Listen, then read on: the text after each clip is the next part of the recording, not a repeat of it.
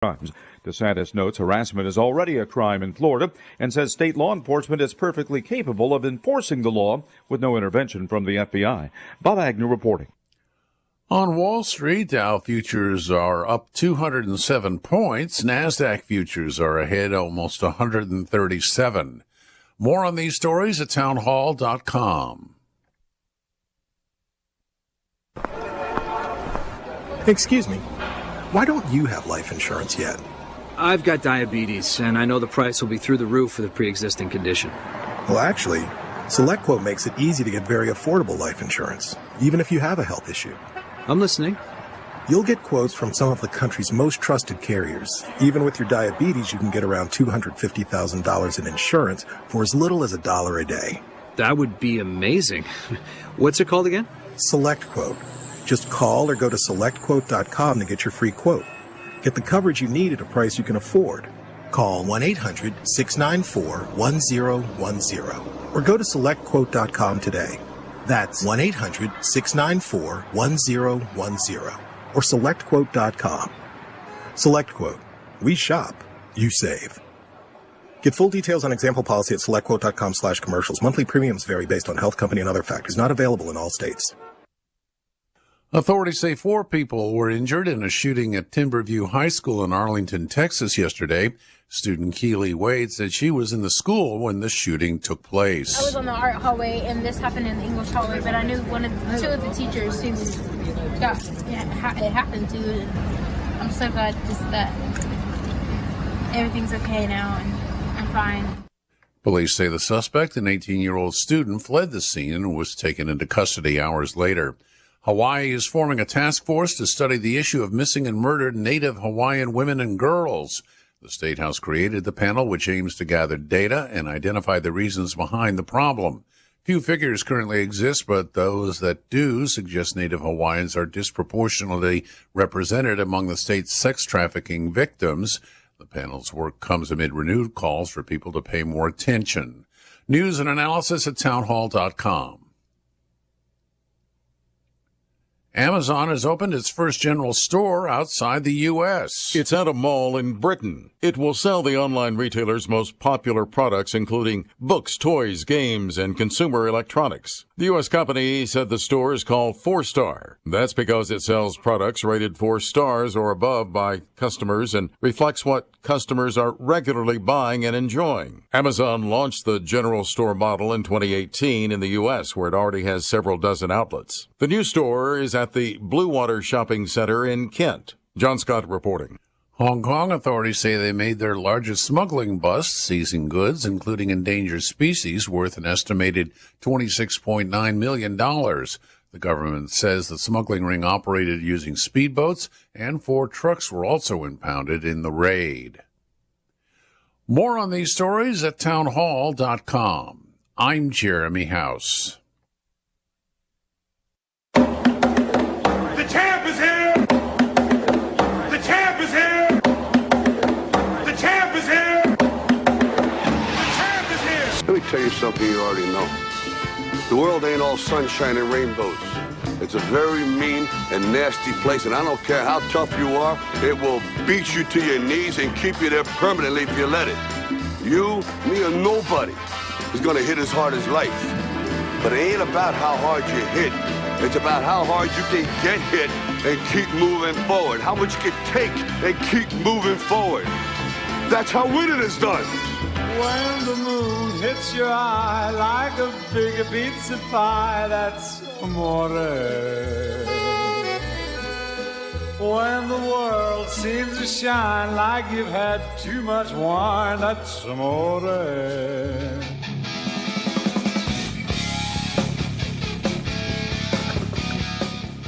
And it's morning in Wilmington, North Carolina, Big Talker FM. The morning's without Joe Catenacci. I'm Andrew Donaldson filling in for the traveling Joe, who was nice enough to post pictures of his Memphis ribs he had for dinner last night. He's out for assignment with Coastal Carolina football, but we're going to be with you for the next 3 hours, 7 to 10, holding down the fort.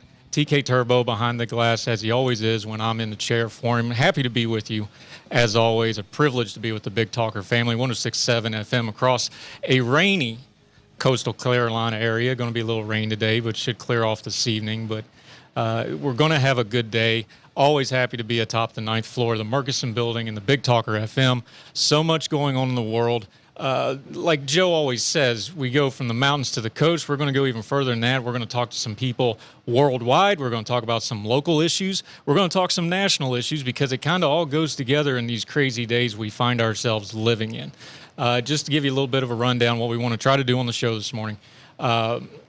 There's so much going on that we want to try to lay things out in a certain way.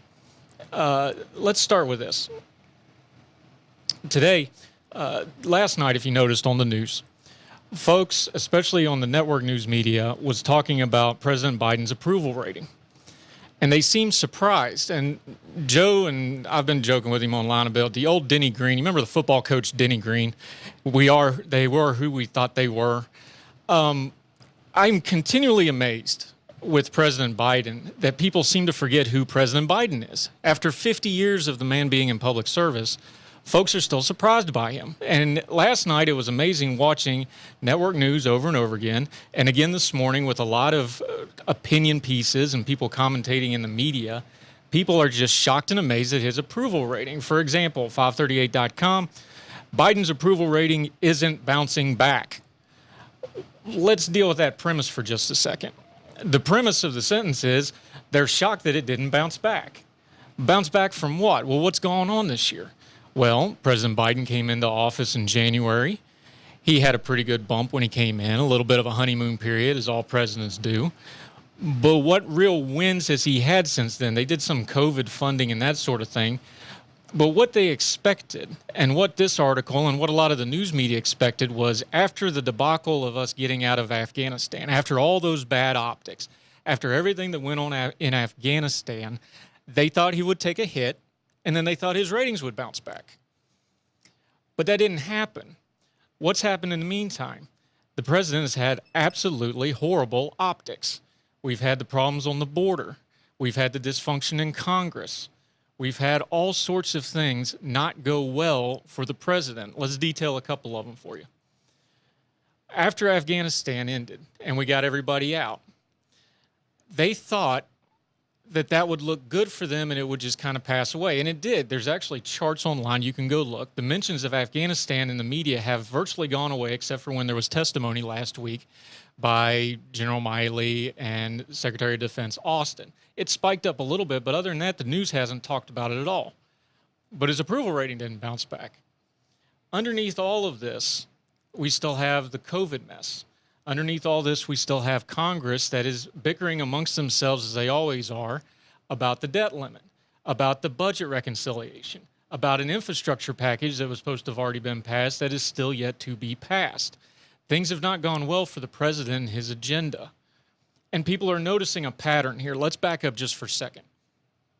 We have ourselves a president who is completely and totally reactionary, or at least his administration appears to be. Everything's a reaction. Afghanistan happened. They reacted. They reacted the best they probably could under some bad circumstances, but they also set up those circumstances, as we found out in the congressional testimony. They knew ahead of time a lot of things were bad, and they took no advanced action. Then they reacted. And then they relied on the optics to try to cover for them. Recently, we saw what happened on the border.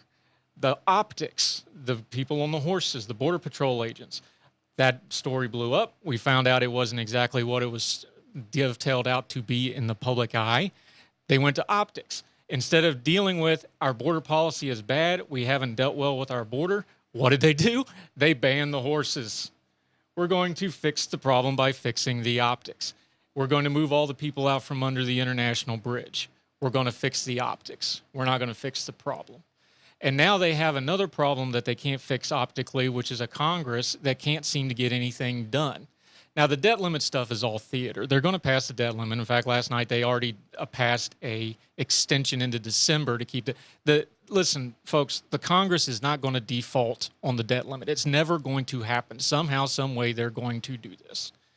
So that's all theater. But the agenda is stalled, and you have people like Bernie Sanders out here saying, well, the president has support and 48 people in the Senate want this and 2 people don't. Well, that's a great line, except for the fact there's 100 U.S. senators and 48 doesn't get you anything, and 50 only gets you a tiebreaker vote. Lots of things are not going well with the president's agenda, and it's because of the reactionary and the optics are being in place of having an actual plan. They just thought they were going to do this. Remember, let's back up again to the beginning of his administration. FDR-type change. You're not going to get FDR-type change with a 50-50 Senate. It was silly. Massive sweeping mandate for change. No, your mandate that you had was that you're not President Trump, and you got elected on that.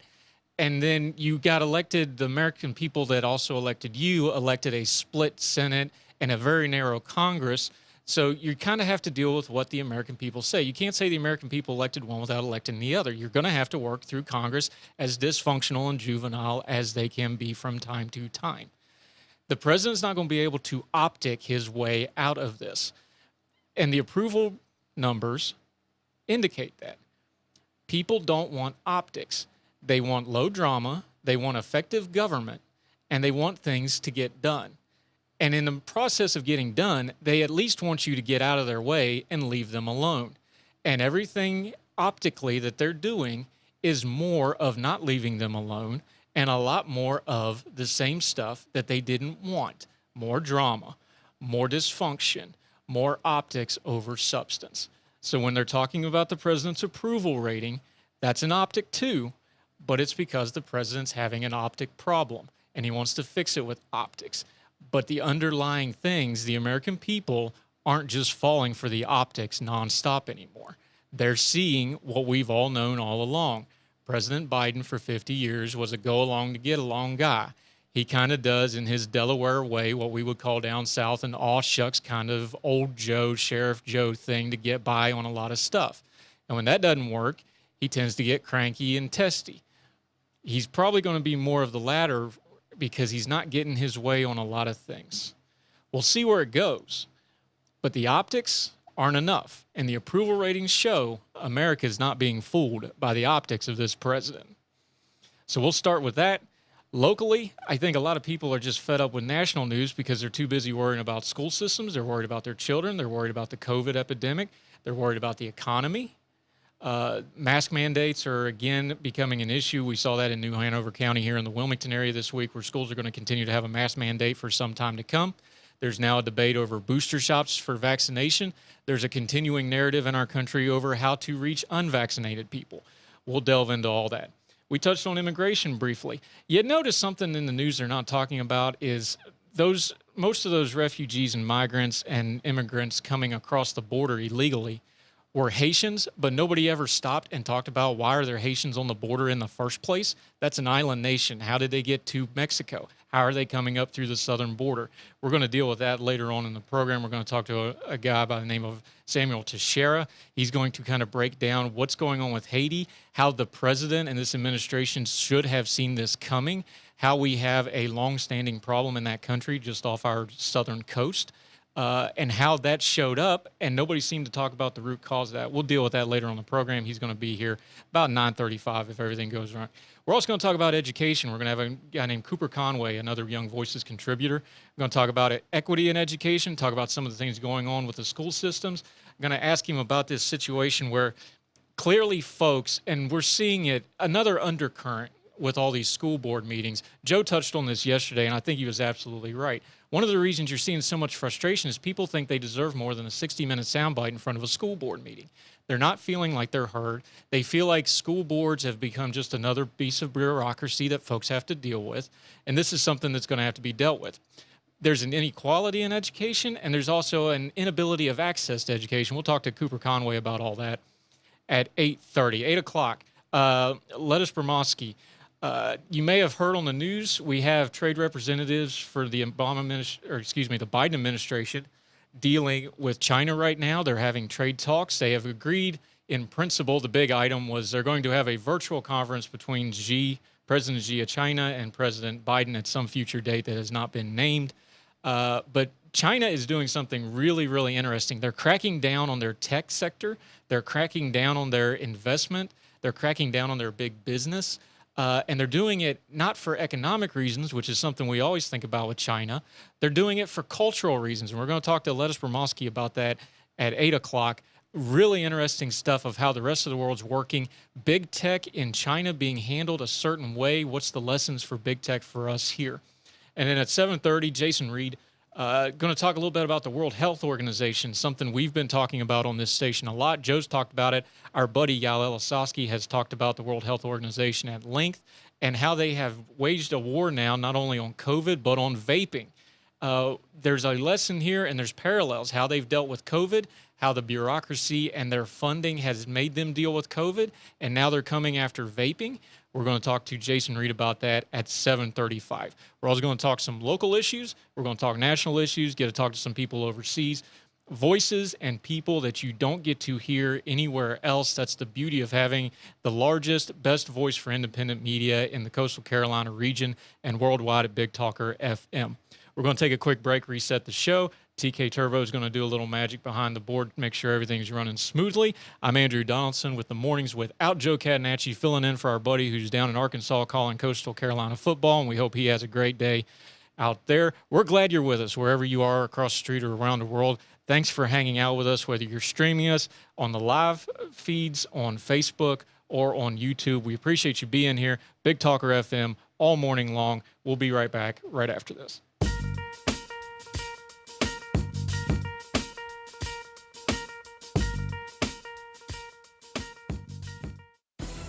Hi, this is Justin Humphreys from the Humphreys Law Firm on Eastwood Road.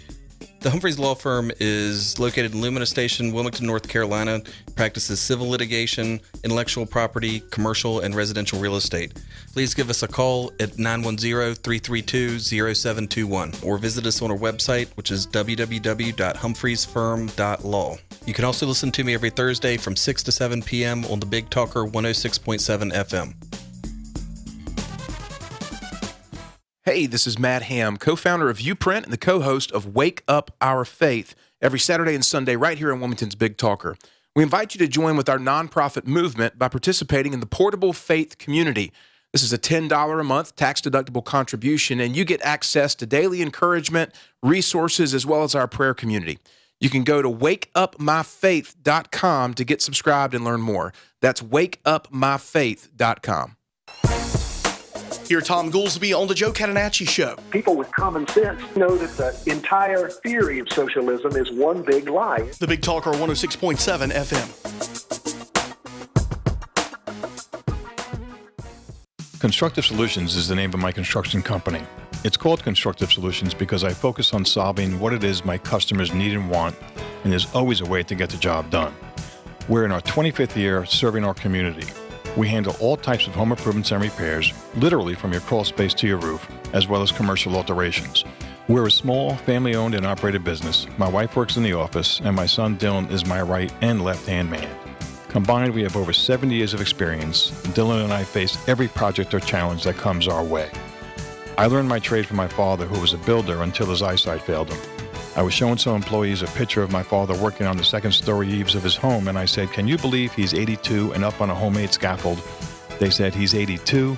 I replied, "Yes, and he's blind. Don't ever tell me it can't be done." So if you want quality, professional service for your home or business, give us a call at 910-231-6020 or go to markmarkley.com. I'm an HVAC technician, summer's most popular person. To say my job is stable is an understatement. Every home has an air conditioning and heating unit, so I will always be needed.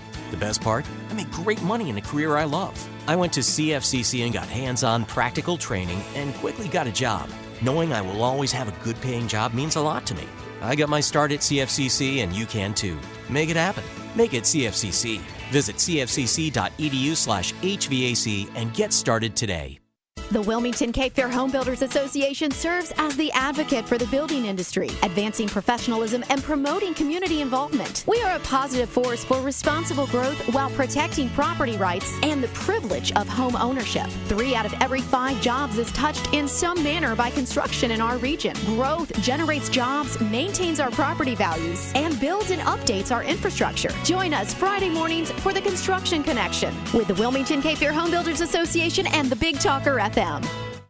This is Chad Adams, president of Red Wolf Broadcasting, proud to announce our fall lineup starting October of 2021. From 7 to 10 a.m., we have Joe Catenacci covering all of the local issues of the day and looking at some of the national things that are happening. Then Mike Gallagher, one of America's longest-running talk show hosts, from 10 to noon. From noon to 3 p.m., we have the up-and-coming Clay Travis and Buck Sexton. You're going to love that show. And then one of the toughest hosts in America, Dana Lash, from 3 to 6 p.m. So join us each and every day, Monday through Friday, here on the Big Talker FM. Have something to say but didn't get a chance to call in? Give us a ring on the Big Talker Talkback line at 910-275-5515 and we'll play it back over the air. Leave us a message. That's the Big Talker Talkback line at 910-275-5515.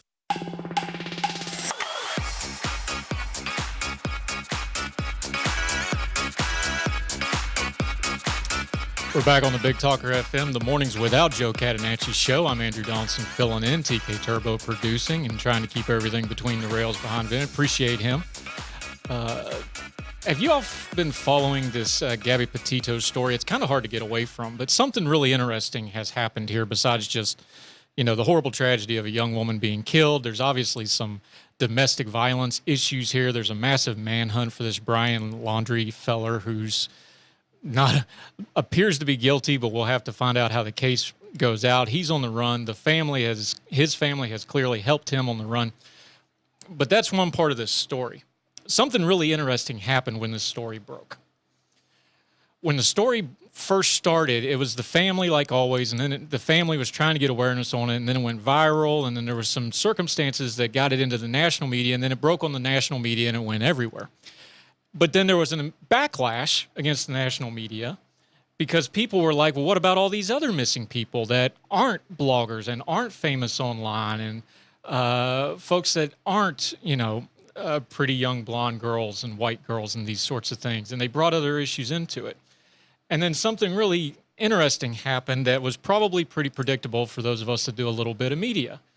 That same day and that evening and the next morning, every single news media outlet started running stories about Gabby Petito gets attention, but what about all these other people? Now, what was that?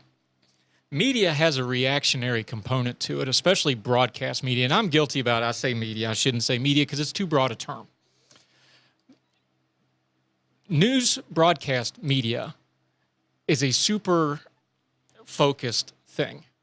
They have to hit trends. They have a very specific business model. They chase a certain demographic because they're buying advertising, and their ratings dictate how much they charge for their advertising.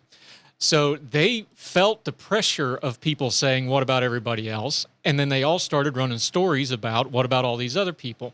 I had a wonderful conversation for the podcast I host called Heard Tell. You can find it wherever you get your podcast. Just put in Heard Tell and or my name, Andrew Donaldson, should come right up for you.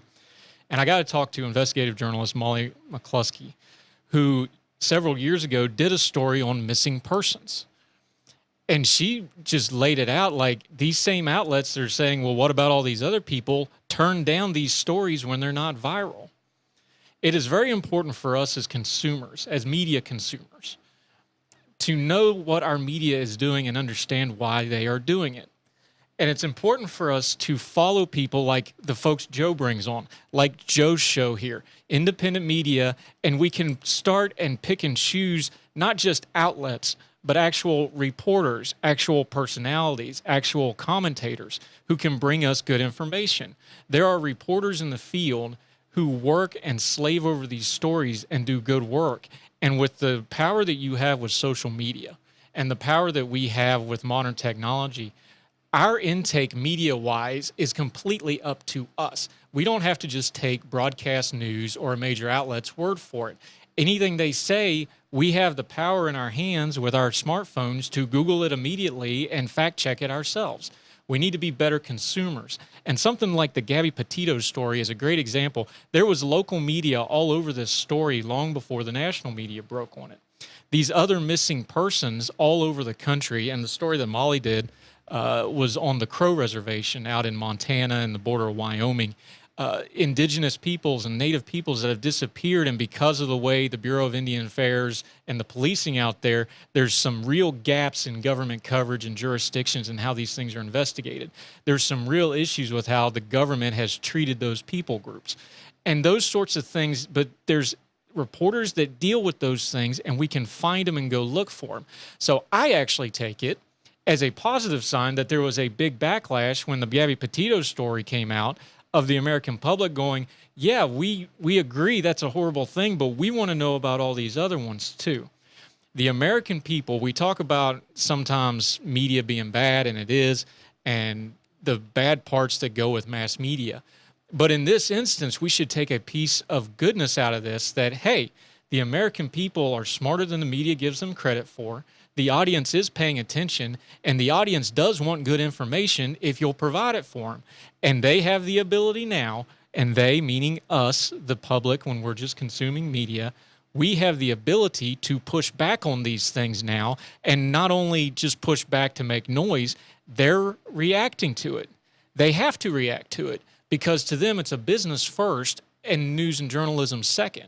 So if we push back on things, we get credit for those sort of things. So even inside of something as bad as the Gabby Petito story, the heartbeat of the American people is still underneath there. They have an ability to push back when they need to, and in this case they did. And if you go and dig just a little bit below the headlines, you'll notice there's been several missing person stories since then where they've either unfortunately recovered a body, but at least you get some closure, or they've get some attention on some of these other stories. And it came strictly from you folks because you pushed back on a media narrative, you didn't take it at face value, and you made noise on social media and other places, which is where a lot of our news comes from. One thing Molly said that really touched me, when you watch these news stories online, whether you're watching it on like a CNN or something, or you're reading it in an outlet like a Washington Post or a New York Times, always watch for when a story or the reporter or the presenter on TV says stories taken from, compiled from local reporting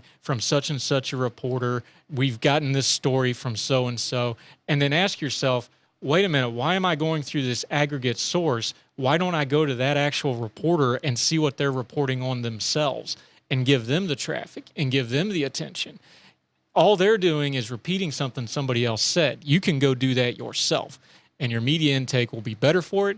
You'll probably be happier and healthier for it, and you get to cut through all the noise, start turning down the noise on the media noise machine and the news cycle, and get to the information that we can actually apply to our life and that makes things better, and we can go forward on it.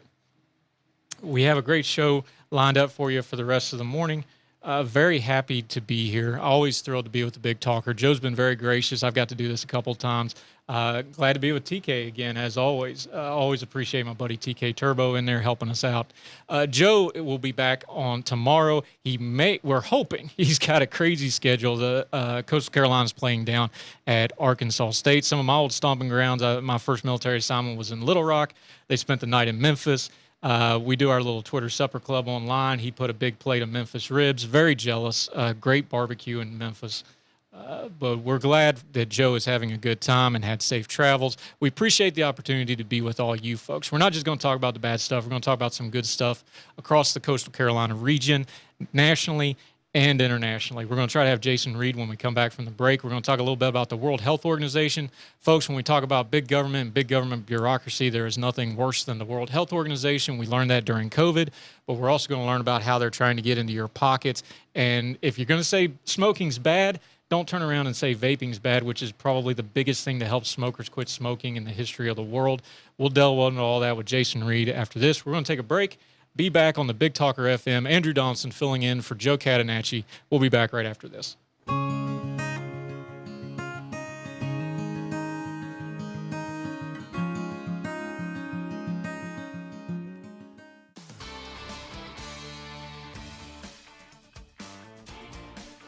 Hello, I'm Jeff Rivenbark with WWAY News. 4 people recovering this morning after a student allegedly opened fire during a fight at a Texas high school yesterday morning.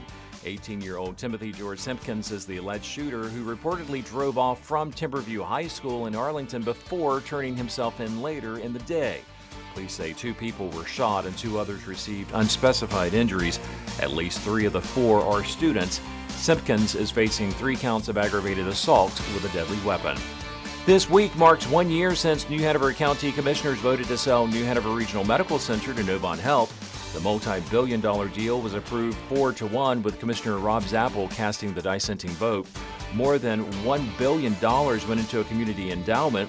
On Monday, endowment President Spence Broadhurst gave an update to commissioners saying grant applications for endowment funds will be accepted starting next fall.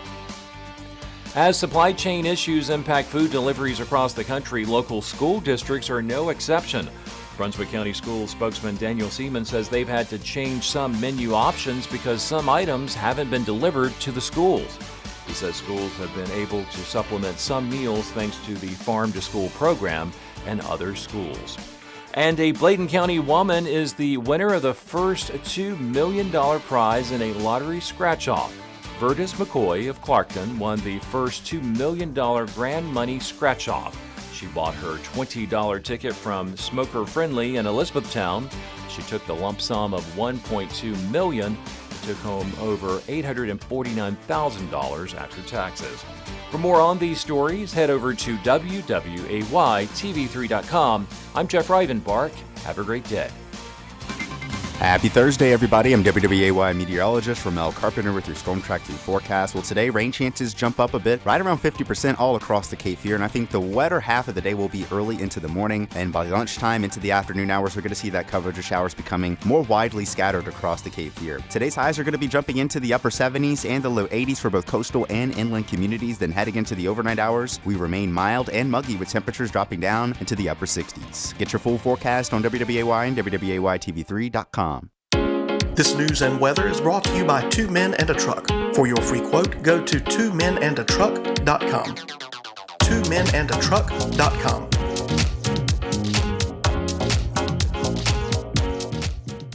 Have something to say but didn't get a chance to call in? Give us a ring on the Big Talker Talkback line at 910-275-5515 and we'll play it back over the air. Leave us a message. That's the Big Talker Talkback line at 910-275-5515. Government has become too big, too overtaxing, and is constantly overregulating every aspect of your life. If you agree with that, tune into Consumer Choice Radio every Saturday at 10 a.m. here on the Big Talker 106.7 FM with me, Yael Osowski. And me, David Clement. For an hour, you'll get expert analysis on what the government is sinking its teeth into next and how you, as a consumer, can push back. ConsumerChoiceRadio.com.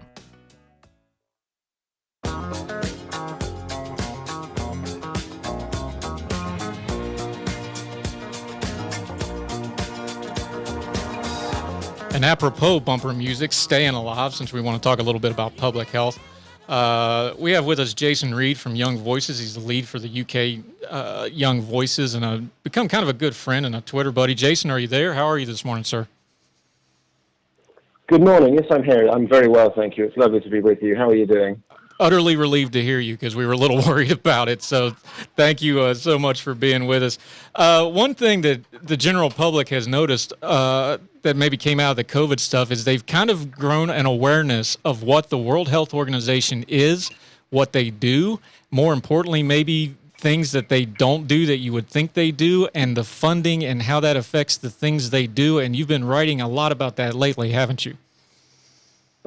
I have, yeah, and I think, excuse me, you're absolutely right, Andrew, that it's increased awareness of the World Health Organization as a body, but the problem is that COVID has exposed all of their failures. It's exposed everything that they're doing wrong.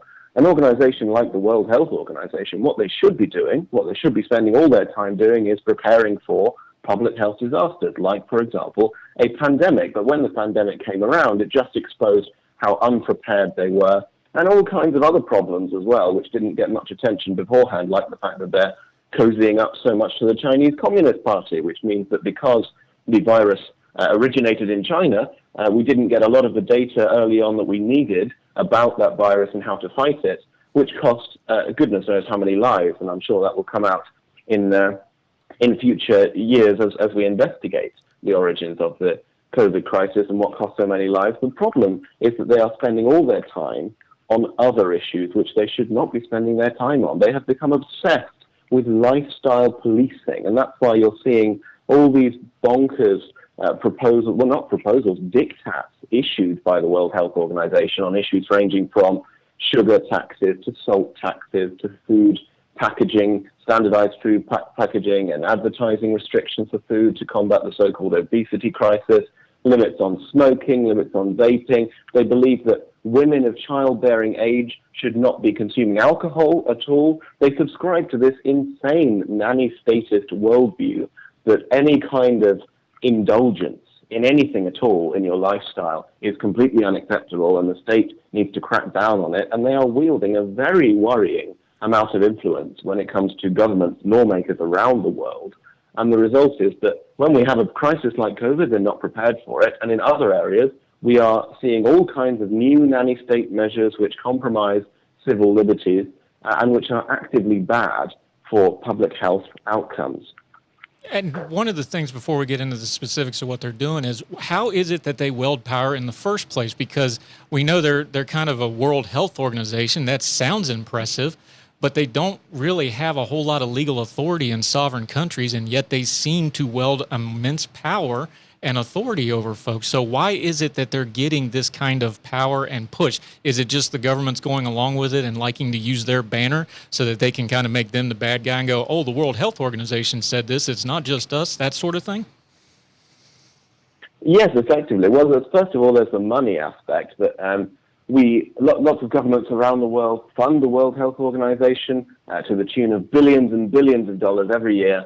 And so we feel that we kind of have to get something in return for that. But a lot of it is just political maneuvering. You've got this group of elites, which is a closed shop, which doesn't accept anyone who disagrees with its received doctrine, with its received wisdom, and it just issues these diktats to governments around the world. And when you have people within governments, which is the case in every government, you have people who are more inclined to compromise civil liberties than to preserve them. People who are more inclined to take action when they see what they perceive to be an issue in society, rather than allowing people or allowing the market to do what they think is best. When you have those people in government and you have this lauded organization called the World Health Organization, staffed by people with lots of letters after their name, telling you that it's vital that you implement all of these aggressive interventionist policies, it's an inevitable consequence that what's going to happen is that you're going to see the nanny state grow. And very occasionally you have resistance to this. We've been very lucky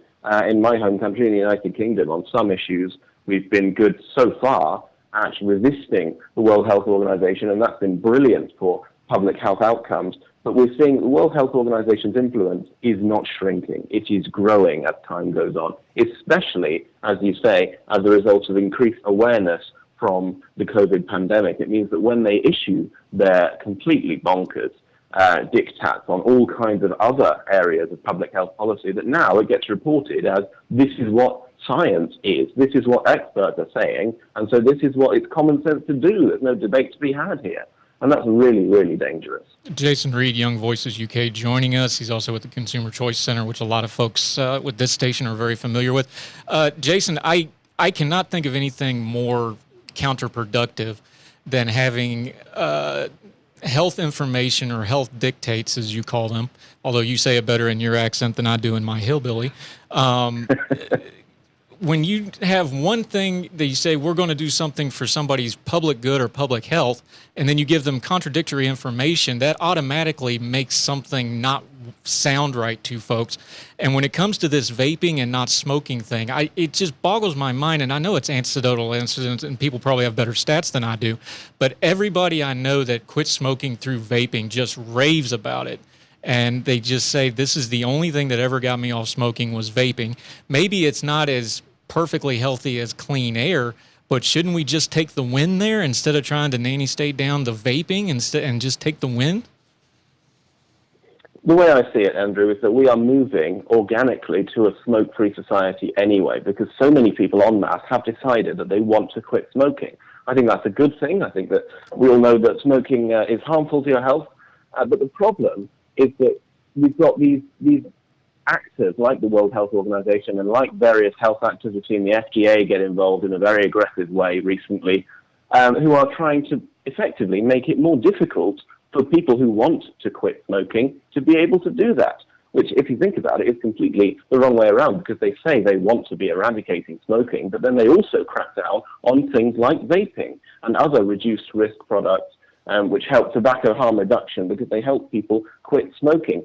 Vaping, electronic cigarettes, is by far the most effective method that's ever been discovered for helping people to quit smoking. It's much more effective than nicotine patches. It's certainly much more effective than going cold turkey. It's by far the most effective method ever. And yet, organizations like the FDA, at the behest of diktats from the World Health Organization, are looking to crack down on it because they see the word nicotine and they panic and they think, oh my goodness, we need to crack down on this straight away. They're giving in to the public health lobby, the people who fetishize the rolling back of civil liberties, and that's having disastrous effects on public health outcomes. For example, we're seeing that if you look at the polling numbers among smokers, very few of them actually know that vaping is much healthier than smoking, which it is.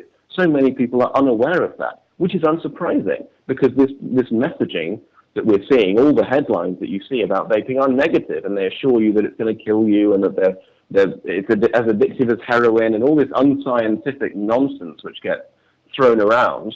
And the result is that people don't quit smoking in big enough numbers. And it's not just limited to vaping either. Even restrictions on smoking itself, which would seem perhaps to a nanny statist would seem to be common sense. If what you're trying to do is to eradicate smoking. But these kinds of policies that they always reach for, these tired 20th century taxes and bans, they don't work. If you look at the case of Australia, for example, Australia is a perfect case study for this, because they were seeing a substantial decline, an organic decline in the number of smokers as more and more people decided that they wanted to quit and went ahead with it.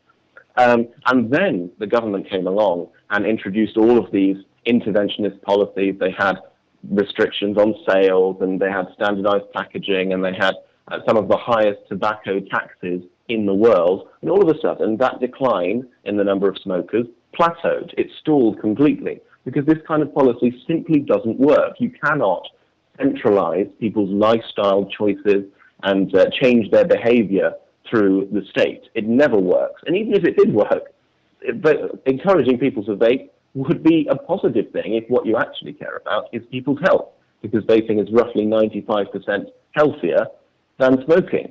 But this kind of warped thinking is completely illogical, as you can see from these bodies like the World Health Organization. But that's because it's about control. It's not about public health. They just want us to have no freedoms at all. They want us to be living miserable lives where we all eat grey sludge, and they will do whatever it takes to reach that point. He's Jason Reed, head of PR and UK lead at Young Voices and anti-grey sludge advocate. What's the balance here? Because we don't want to just rail against government all the time. Government obviously has a public health interest for a lot of reasons, but we also want to talk about people's freedom of choice. How are we going to get a balance in a practical way between these governments? I think you put it well when you wrote about this. You said these things are ill thought out and slapdash approach to public health. How do we get a more consistent public health policy where folks at least know what the rules are and they make sense? Because again, something like vaping and smoking, it just sounds contradictory to people, and it makes them not want to believe the government when they need to have belief in them with things like COVID and other issues that are more serious. Yeah, this is the problem. Well, the problem, as I see it, is short-termism. Is we have this culture within government that politicians come into government and they want to be seen to make it splash. They want to have favorable headlines about, oh, look at all the good things I'm doing to crack down on this and that, and I'm saving an entire generation of people. And then they leave their post as a lawmaker and they go and rake it in the private sector. And meanwhile, the long-term effects of whatever slapdash policy they've introduced that they haven't thought out properly is detrimental for the citizens of that country. If you look at the Australia case, for example, that's exactly what happened. The long-term effects showed up the flaws with the policy, but the politicians don't care about that because the politicians only care about what happens in the immediate term and what happens for their polling numbers and what happens when the next election rolls around.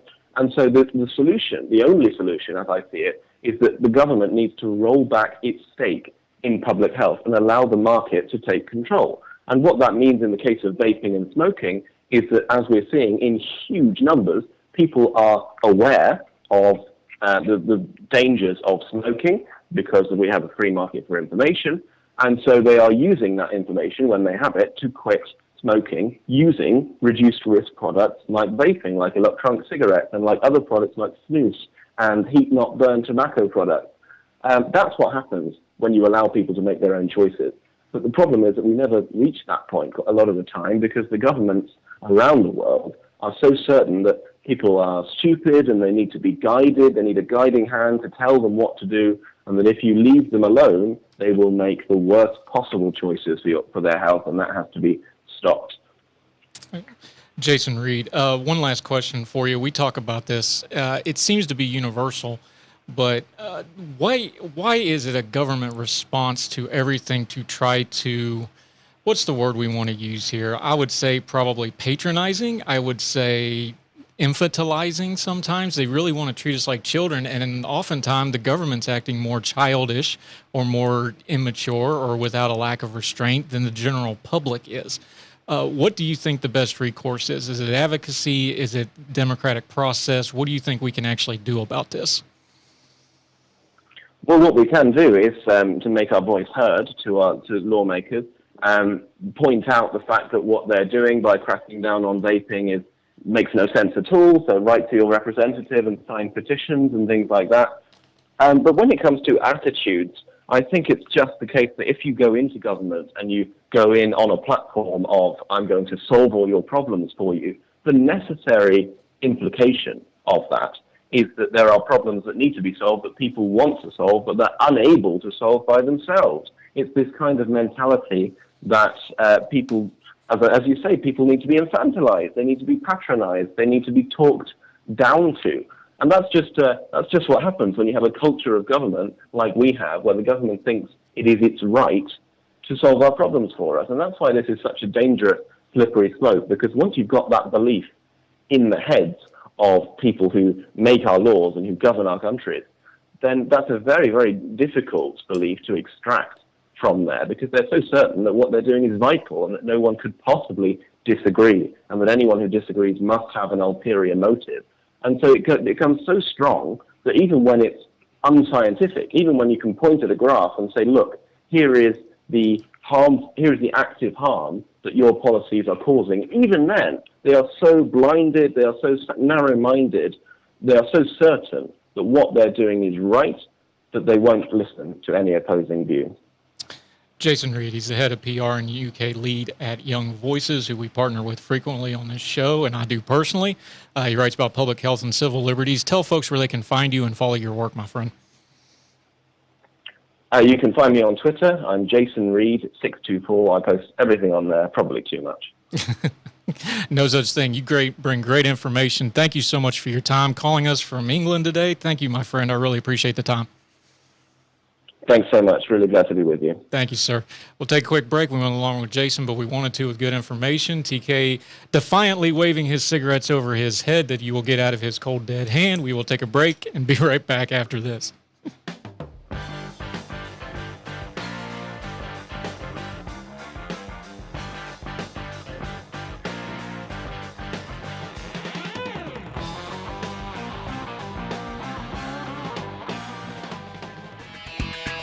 Have you heard about Cape Fear's only fitness community exclusively for those over 50? At Full Circle Fitness, we understand that goals, lifestyles, and our bodies change through the decades, which is why our Living Fit After 50 is custom designed to help you get a safe, effective workout without spending hours in the gym. Get started today. Call 910-399-8350 or visit FullCircleFitnessNC.com.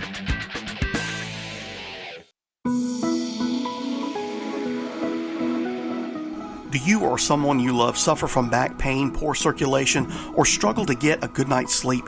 Do you just need help getting into or out of your chair? US Med Express is Wilmington's leading supplier of Golden Technology lift and sleep chairs, carrying a variety of models in our showroom at 1733 Dawson Street. Our chairs lead the industry in power lift recliner features and advances in technology. Our chairs are FDA certified as medical devices, which means it's 100% tax deductible, and helps with a number of medical conditions, including arthritis, poor circulation, and sleep apnea.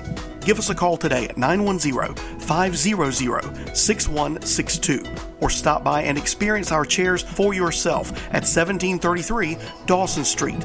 That's 910-500-6162. 1733 Dawson Street in Wilmington. US Med Express. Hey everyone, Ben Hawkins here with Cross Country Mortgage. Rates are still at historic lows, and there has never been a better time to purchase your dream home or refinance your existing. With over 300 loan products including conventional, FHA, VA, USDA, renovation, and jumbo, we are certain we have the right loan product for you and your family. Call me today to be pre-qualified to make the offer on your next dream home. 910-352-3373 or visit my website at lendwithben.com. Come on, man. Joe Catenacci. I want to thank you guys at Big Talker for everything you do. I'm a Navy vet. Thanks to you and your program, I found out there were some benefits out there I didn't even know I had.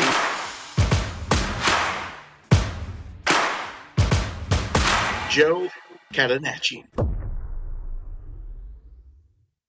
I'm State Farm Agent Rob Renz, and I want to help you get to a better state. We are one of the fastest growing and most reviewed insurance agencies in Wilmington. That's because our customers love the personalized attention that we give to you. Let us help you get to a better state by visiting our website at ilminsurance.com. That's ilminsurance.com. Like a good neighbor, State Farm is there.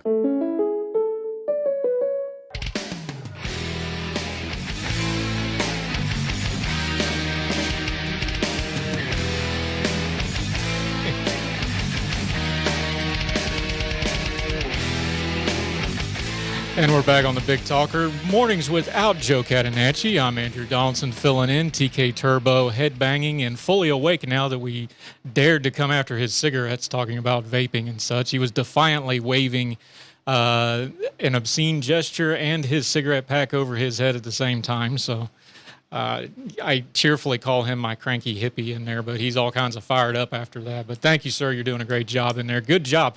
It is not easy, even in the magical technological age we have now, to talk in Wilmington to somebody in England, but we pulled it off. Good job, buddy. I appreciate you. Yes, sir. Yeah, we did it without a phone. We did it without a phone.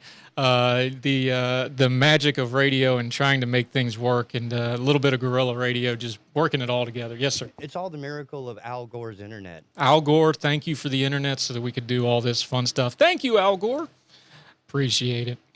I don't know about you, but something Jason touched in. We'll do a short segment here because we went along with our guests, but we want to do that. We want to bring you these voices that you don't hear anywhere else, that you won't hear in the media, and talk about things like, but I don't know about you folks, but one thing I just really, really don't like is I don't like being talked down to.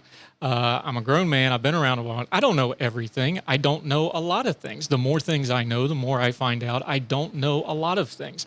But I don't like being talked down to, and I certainly don't like being talked down to my government. The government, whether it's world governments or World Health Organizations or our American government here in the United States, they really have this bad habit of talking down to us, and especially our elected leaders, and I can't stand that. I don't like being talked down to. And if you notice in a lot of what they want to do with regulations with stuff like vaping, with stuff like sugar taxes, soda taxes we saw up in the New York area, any of this nanny state stuff, they call it public health, or my old favorite, we were talking about Al Gore joking about the internet. I'm old enough to remember when Tipper Gore was going to take all our rap music away from us. Remember that, TK, back in the 80s and 90s? Tipper Gore was we're going to put the parental discretion label on all the music because that evil rap music's going to ruin our children. Maybe it did. I don't know the way the world turned out, but they always want to infantize and childize the American people and the people of the world, and that's backwards. it's completely backwards. The government works for us. We don't work for the government, and they shouldn't be treating us like children. Now, sometimes we act like children, and like Jason was talking about, there are certain problems that the government needs to fix because it needs the power and the muscle and the funding to do so. But it needs to be done in partnership with the public, not as something where a parent is coming in and grounding a child until they clean the room. That's not the relationship of good governance. There should not be a talking down to like we're children and they know everything, because the inverse is mostly true. Look at our Congress right now trying to do things like pass budgets, like fund infrastructure. They're the childish ones. They're the ones acting juvenile. They're the ones that seem to have their house not in order, and then they want to turn around and lecture all of us. We're not perfect. They're not perfect. It should be a partnership, and it should be something we're all working together.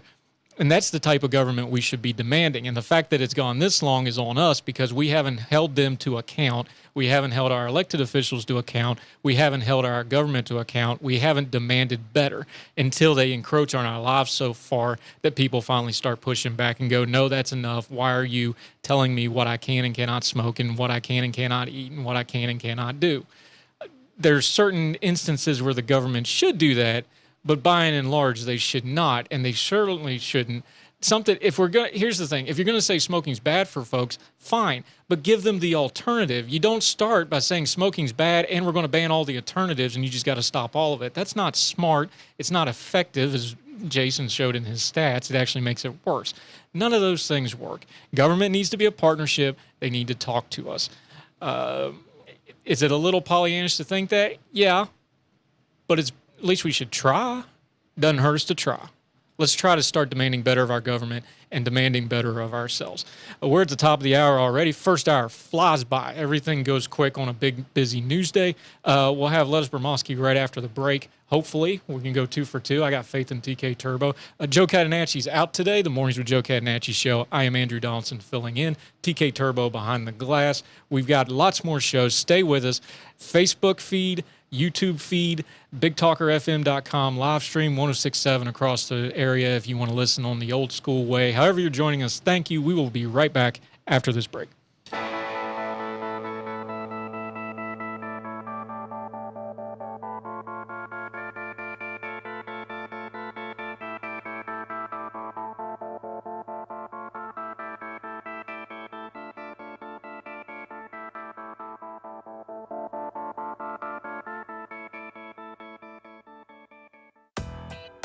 Hey, I'm Yael Osowski. And I'm David Clement. We're the host of Consumer Choice Radio, broadcasting every Saturday at 10 a.m. here on the Big Talker 106.7 FM. Consumer Choice Radio is a weekly conversation featuring the latest news, interviews, and expert analysis that covers consumer topics from around the world. ConsumerChoiceRadio.com.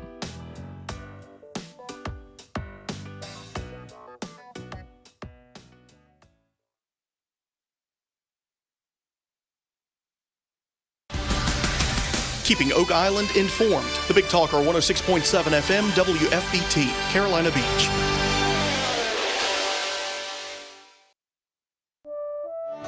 Some may ask, wasn't the war between the states really a civil war? Webster defines civil war as a war between different sections or factions of the same nation, which is not what occurred from 1861 to 1865, since North and South were two separate nations. Before the conflict began, Southern states legally developed and passed ordinances of secession to lead the United States, and later legally affiliated themselves to form a new nation. Southern states had no desire to take over the existing central government by force or any other means. Instead, Southern states first withdrew from the United States, leaving that government entirely intact, and then formed their own confederation, an approach similar to one taken by American patriots 90 years earlier, but with far stronger legal justification than the revolution celebrated by many who condemn Southern secession. This message is brought to you by the North Carolina Division of Sons of Confederate Veterans, who encourage you to learn more about your Southern heritage. I'm Rich Thomason. Texas planning to appeal a federal judge's ruling putting enforcement of the state's new abortion law on hold. The Heartbeat Act bans abortion once an unborn child's heartbeat is detected, usually at around 6 weeks. And Texas Right to Life accusing Judge Robert Pittman of displaying extreme prejudice in his ruling. Looks like Mitch McConnell is folding to the Democrats again. The words of former President Trump reacting to the deal the Senate Minority Leader is offering Democrats in the standoff over raising the debt ceiling. McConnell proposes a temporary solution, allowing the Dems to hike the borrowing cap for 2 more months. Texas Governor Greg Abbott hosting 9 fellow Republican governors in Mission, Texas. The GOP governors proposed 10 steps they say President Biden could take to end the border crisis. Governor Abbott says Mr. Biden has so far turned a deaf ear to the governor's concerns. We, all of us, asked the president for a meeting to visit with us about this, and he refused to meet with us, and he completely ignored us. An 18-year-old student is in jail in connection with yesterday's shooting at a high school in Arlington, Texas. Kevin Colby is the Arlington Assistant Police Chief. There was a fight between a student and another individual in a class. Audio courtesy WFAA. Colby said 4 people were injured, 2 of them with gunshot wounds, and 3 of them were taken to the hospital. That's correspondent Jennifer King. The president heads to Chicago today to push for COVID vaccine mandates. The president's trip comes as his polling numbers tank. Just 38% of those polled by Quinnipiac University in its latest survey approve of Mr. Biden's job performance. Watching Wall Street, stock futures sharply higher this morning. Dow futures up 303 points. NASDAQ futures 182 points higher, and the S&P futures are up 42 points. More on these stories at townhall.com. Thinking about life insurance? What if you could make one free phone call and learn your best price from nearly a dozen highly rated, price-competitive companies? Well, that's exactly what happens when you call SelectQuote Life. For example, George is 40. He was getting sky-high quotes from other companies because he takes meds to control his blood pressure. But when I shopped around, I found him a 10-year, $500,000 policy for under $25 a month. I'm SelectQuote agent Dan Savino. And believe me, if SelectQuote isn't shopping for your life insurance, you're probably paying too much. For a free quote, call 800-523-3771. That's 800-523-3771. 800-523-3771. Or go to SelectQuote.com. Since 1985, we shop, you save. Get full details on the example policy at SelectQuote.com/commercials. Or price could vary depending on your health, issuing company, and other factors. Not available in all states. Scandal engulfs the South Korean military. 15 people charged in the death of a female Air Force officer who killed herself after alleging that she was sexually harassed. Additionally, the South Korean Defense Ministry says dozens of officials will face disciplinary proceedings. South Korea's military has been rocked by multiple sexual abuse scandals in recent months. In this case, a female Master Sergeant killed herself after being sexually abused by a male colleague in a car while they were returning to base. She immediately reported it to her superiors, but an investigation found they tried to cover it up and pressured her to reach a private settlement with her abuser. South Korea's Air Force chief resigned earlier this year after acknowledging responsibility for the woman's death. The BBC's Laura Bicker in Seoul. Lawmakers in Greece set to vote today on a broad 5-year defense pact signed last week with France. News and analysis at townhall.com. NATO has given the boot to 8 members of Russia's mission to the alliance, accusing them of spying. NATO also cut the size of Moscow's team able to work at its headquarters. A NATO official says we can confirm that we have withdrawn the accreditation of 8 members of the Russian mission to NATO who were undeclared Russian intelligence officers. The official was speaking under customary condition of anonymity and cannot be named in public. NATO also reduced the number of positions that Russia can accredit people for at the organization down to 10. No immediate clear explanation was given for the decision. Keith Peters reporting. The Justice Department is poised to sue government contractors and other companies who receive U.S. government grants if they fail to report breaches of their cyber systems. That's according to the Justice Department's number 2 official, Deputy Attorney General Lisa Monaco. More on these stories at townhall.com. The champ is here! The champ is here! The champ is here! The champ is here! Let me tell you something you already know. The world ain't all sunshine and rainbows. It's a very mean and nasty place, and I don't care how tough you are, it will beat you to your knees and keep you there permanently if you let it. You, me, or nobody is gonna hit as hard as life. But it ain't about how hard you hit. It's about how hard you can get hit and keep moving forward. How much you can take and keep moving forward. That's how winning is done.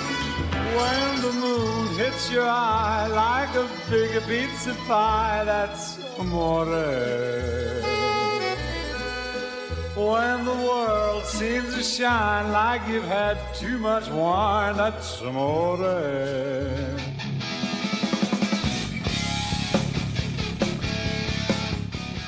It's Big Talker FM. It's a wonderful Thursday, although it's a tad rainy here. The Mornings Without Joe Catenacci Show. I'm Andrew Donaldson filling in. TK Turbo working hard behind the glass, keeping everything between the rails. Our buddy Joe is off on assignment with Coastal Carolina football. They'll actually be playing tonight. National televised game, ESPN2, I believe, and he'll be working on the radio call. So filling in for Joe, always happy to be here for him. Always enjoy being up here on the 9th floor of the historic Murkison building. Historic meaning you hope the elevator works, the bathroom is not on the floor that you are on, and that sometimes the water works and sometimes it doesn't. Sometimes the air works, sometimes it doesn't, but everything's working decently well this morning, and we're trying to get through the day. So glad you're with us, wherever you are, across the street or around the world, listening in. Thrilled to have you. I started doing this a year or two ago. Joe was very gracious. I've been a guest. He started letting me guest host from time to time. I also write, ordinary-times.com. I also have a podcast, Heard Tell Show, Heard Tell or Andrew Donaldson. Punch either one of those in wherever you get your podcasts, iTunes, Spotify, wherever. It's also on YouTube, and you can pull that right up. We'd appreciate you. But thrilled to be with you on the Big Talker this morning. Trying to get Lettice Bromovsky on the phone. TK's working on that, having a bit of an issue, so we're going to just chat for a second. Interesting headline out of CNN this morning. COVID-19 booster shots have outpaced the U.S. rate of new vaccinations. What does this tell us? Well, what it tells us is all the hollering about the unvaccinated folks is not reaching people. And the people that are already vaccinated are much more likely to go get their booster shots and continue, but that's not really persuading folks to go get vaccinations. Once again, this has kind of become a theme from a little bit earlier, excuse me, from a little bit earlier of how the government's information does not seem to be helping. Remember, the Biden administration came out and said, well, everybody's going to need to get a booster shot. And then the FDA said, well, we're not sure about that. Let's wait. The conflicting information on these things continues to be a huge problem. And I contest a lot of the problems with people that are skittish about getting their vaccinations for various reasons. When you have conflicting information, isn't helping anything anymore. When you don't have an open conversation about things like why the vaccine works, why people who may or may not have already had COVID need the vaccine as well, these things happen. And now you're seeing it show up in the booster numbers of people who want it. People who really wanted a booster are already running out and finding ways to get the booster shots. And this is before even everybody has vaccines. So instead of talking about vaccine mandates and these sorts of things, first of all, I think people probably should work on getting their messaging straight and having a message of here's why you get a vaccine and not having contradictory information and jumping ahead to things like boosters and other issues like that. And now on CNN, we have the data that you're not reaching new people. It's just the same people again and again. Another news story out there, Dale Folwell, who's the North Carolina treasurer, frequent guest on this program, good friend of the program, one of the public servants, I should say, that I have a lot of respect for. News story out of the Carolina Journal. He has joined 24 other state treasurers in signing a letter opposing a portion of the National Democrats' $3.5 trillion budget reconciliation bill that would empower the Internal Revenue Service. Now, we all know how much fun the IRS is. Here's what the IRS wants to do. In this, if it passes as written and what they're opposed to, the IRS would like to have the ability to monitor every bank account with more than $600 in deposited funds. That's not $600 transactions, which was earlier reported in some places. This is any fund in any account that has $600 deposited into it. So basically anybody that has a direct deposit of any negligible type from a job or from even if say they have a Social Security benefit or anything, any deposited account over $600, the IRS is going to start monitoring it. Let's go back for a second. Why is this important? Well, you remember back a year or two ago, something interesting happened.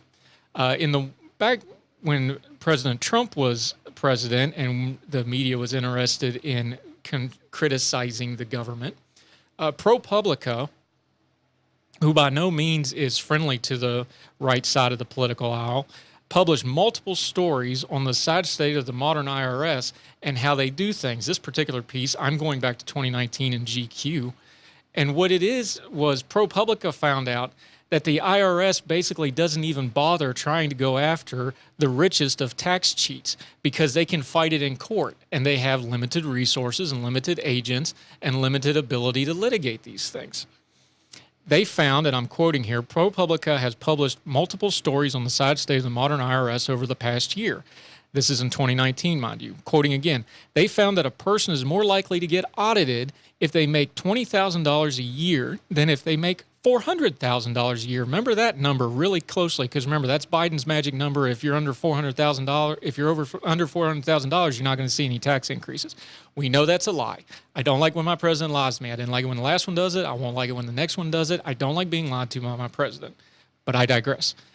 $20,000 a year if they make $400,000 a year. That is because, quoting again from this GQ article from 2019 from ProPublica, that's because it takes a lot less time, money, and people to investigate someone who receives the Earned Income Tax Credit, one of the government's largest anti-poverty programs, than it does to look into the compliance, holdings, and filings of someone else making 200 times as much. And even further up the economic ladder, things aren't any better. Millionaires were 80% less likely to be audited in 2018 than they were in 2011. That's from 2019. Fast forward back to today. Dale Folwell and these 24 other state treasurers, and in this piece from Carolina Journal, look at what Dale Folwell said, quoting, "The new IRS powers will have a chilling effect on those who already operate outside of the current banking system. They have already frequented victims of predatory lenders and others that seek to take advantage of them because they don't have access to traditional financial services." So what does this all mean? The IRS wanting accounts and wanting to watch these $600 and more accounts, which is pretty much every account that has any kind of direct deposit of any measurable sense, is because they're going to start auditing them more. That's the only explanation for doing that. Why are they auditing them more? Because they want more money and they want to find things. Now, I'm not for anybody cheating on their taxes. I'm not for anybody cheating the government. You should pay your taxes. We should have less taxes, but that's another topic for another time. But nobody should be cheating their taxes. But there's no way that this is not going to get abused. There is no way that this is not going to become a powerful thing, because the IRS only has one speed. The IRS is a hammer. They only see things as nails. They only see things as investigations. And the IRS has frightful, scary powers. I know from personal experience, people who have gotten in trouble with the IRS. The IRS can come back and charge you back taxes at 120, 130, 140% interest. They can seize your funds. They can seize your loved one's funds. They can absolutely, totally ruin somebody's life, especially a normal, everyday person that does not have the financial and legal means to fight them. And if you have anything wrong, they will key in on that. What does it tell us about our government that we've already read this story? They've already admitted, ProPublica years ago, they're not even trying to go after the millionaires. They say that with their lips, our elected officials. We're going to get this money from the millionaires and billionaires. But it's actions and not words.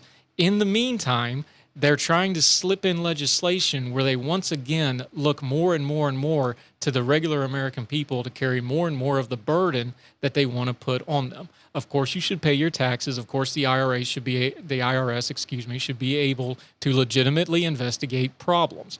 But the idea that they need to look at every single bank account under $600 that has a $600 account, which would be a very negligible, pretty much anybody that's working that has a direct deposit is going to have that kind of an account. that just looks like government overreach. It looks like they're fishing, and it looks like they're setting up more work for them to do in the future, because we all understand that the first goal of every bureaucracy is to perpetuate the bureaucracy, and this rule would greatly perpetuate the need for an IRS.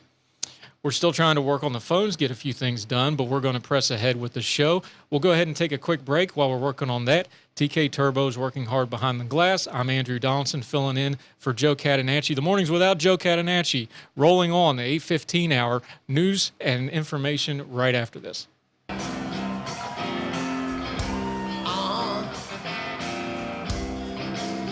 That's right. Termites, mosquitoes, roaches, spiders. The list of insects and pests goes on and on. So how do you keep them all at bay and out of your home? Call the professionals at Bugno Pest Control. That's Mr. Bugno to you, pal. Bugno Pest Control can not only eliminate insects and pests from in and around your home, they also guarantee it. They are fully licensed and insured, family owned and operated for all your pest control needs. Call Bugno Pest Control, 910-367-2501, or visit BugnoPestControl.com. Rated 5 stars on Angie's List and HomeAdvisor.com. Hi, this is Justin Humphreys from the Humphreys Law Firm on Eastwood Road. The Humphreys Law Firm is located in Lumina Station, Wilmington, North Carolina. Practices civil litigation, intellectual property, commercial, and residential real estate. Please give us a call at 910-332-0721 or visit us on our website, which is www.humphreysfirm.law. You can also listen to me every Thursday from 6 to 7 p.m. on the Big Talker 106.7 FM. Tune in on Friday mornings to hear The Construction Connection, a collaborative effort between Joe Catenacci with the Big Talker FM and Cameron Moore, the executive officer of the Wilmington Cape Fear Home Builders Association. You start the conversation and we bring you the answers as we take a regional, in-depth look at growth-related topics and issues centered around the residential and commercial development and building industry. The Construction Connection, Friday mornings on the Big Talker FM. Hey everyone, Ben Hawkins here with Cross Country Mortgage. Rates are still at historic lows, and there has never been a better time to purchase your dream home or refinance your existing. With over 300 loan products including conventional, FHA, VA, USDA, renovation, and jumbo, we are certain we have the right loan product for you and your family. Call me today to be pre-qualified to make the offer on your next dream home. 910-352-3373 or visit my website at lendwithben.com. I'm Rob Renz, Marine Corps veteran, entrepreneur, and local business owner. Join me and my buddies on Monday from 6 to 7 for Signal Fire Radio, where we discuss how to successfully transition from the military and become a signal fire in your community. That's Signal Fire Radio, Mondays from 6 to 7 p.m. on 106.7 The Big Talk.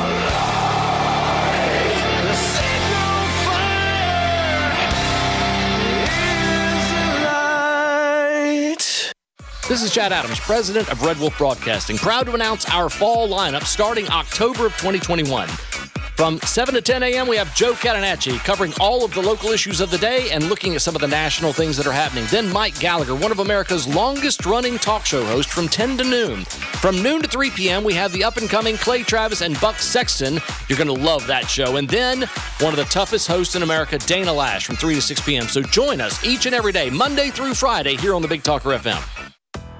Government has become too big, too overtaxing, and is constantly over-regulating every aspect of your life. If you agree with that, tune in to Consumer Choice Radio every Saturday at 10 a.m. here on the Big Talker 106.7 FM with me, Yael Osowski. And me, David Clement. For an hour, you'll get expert analysis on what the government is sinking its teeth into next and how you, as a consumer, can push back. ConsumerChoiceRadio.com.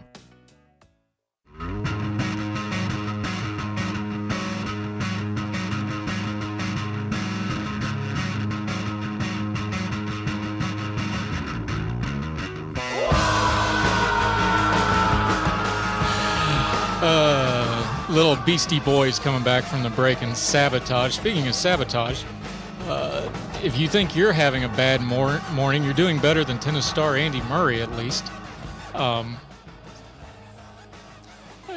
Andy Murray, who is a tennis star, he married Kim Sears back in 2015. They're happily married. Congratulations to them. He had himself a real bad day on a little bit of a lighter note. Airing his, reading from Reuters, airing his sweaty tennis shoes outside a California hotel room has landed Andy Murray in trouble at home after his shoes were stolen, along with the wedding ring that was tied to one of the laces. Murray was married to Kim Sears in 2015, has played with his wedding ring attached to one of his laces ever since, and did so when he took part in a practice session ahead of his opener in the Indian Wells tournament ahead of Frenchman Adrian Moreno. The theft prompted the Scot to issue a video plea on Twitter on Thursday in an attempt to recover the ring. Quote, "Last night after dinner in Indian Wells, I got in the car and got back to the hotel, and I didn't smell great, and I left my tennis shoes in there. It'd been like 30, 39 degrees Celsius. That's hot, folks. Degrees, so the shoes are damp, sweaty. Murray, I decided when I got back to the hotel room to air them out. I needed to dry them a bit. I had no balcony in my room, and I didn't want to leave them in the room to stink. So I thought I would leave the shoes under the car overnight outside in California. When I got back to the car in the morning, the shoes were gone. I had to go to a local pro shop to buy different shoes, which isn't the end of the world, but not ideal. I was preparing for practice when my physio said to me, 'Where's your wedding ring?' And I was like, oh no. So yeah, my wedding ring has been stolen as well. Needless to say, I'm in the bad books at home, so I want to try and find it."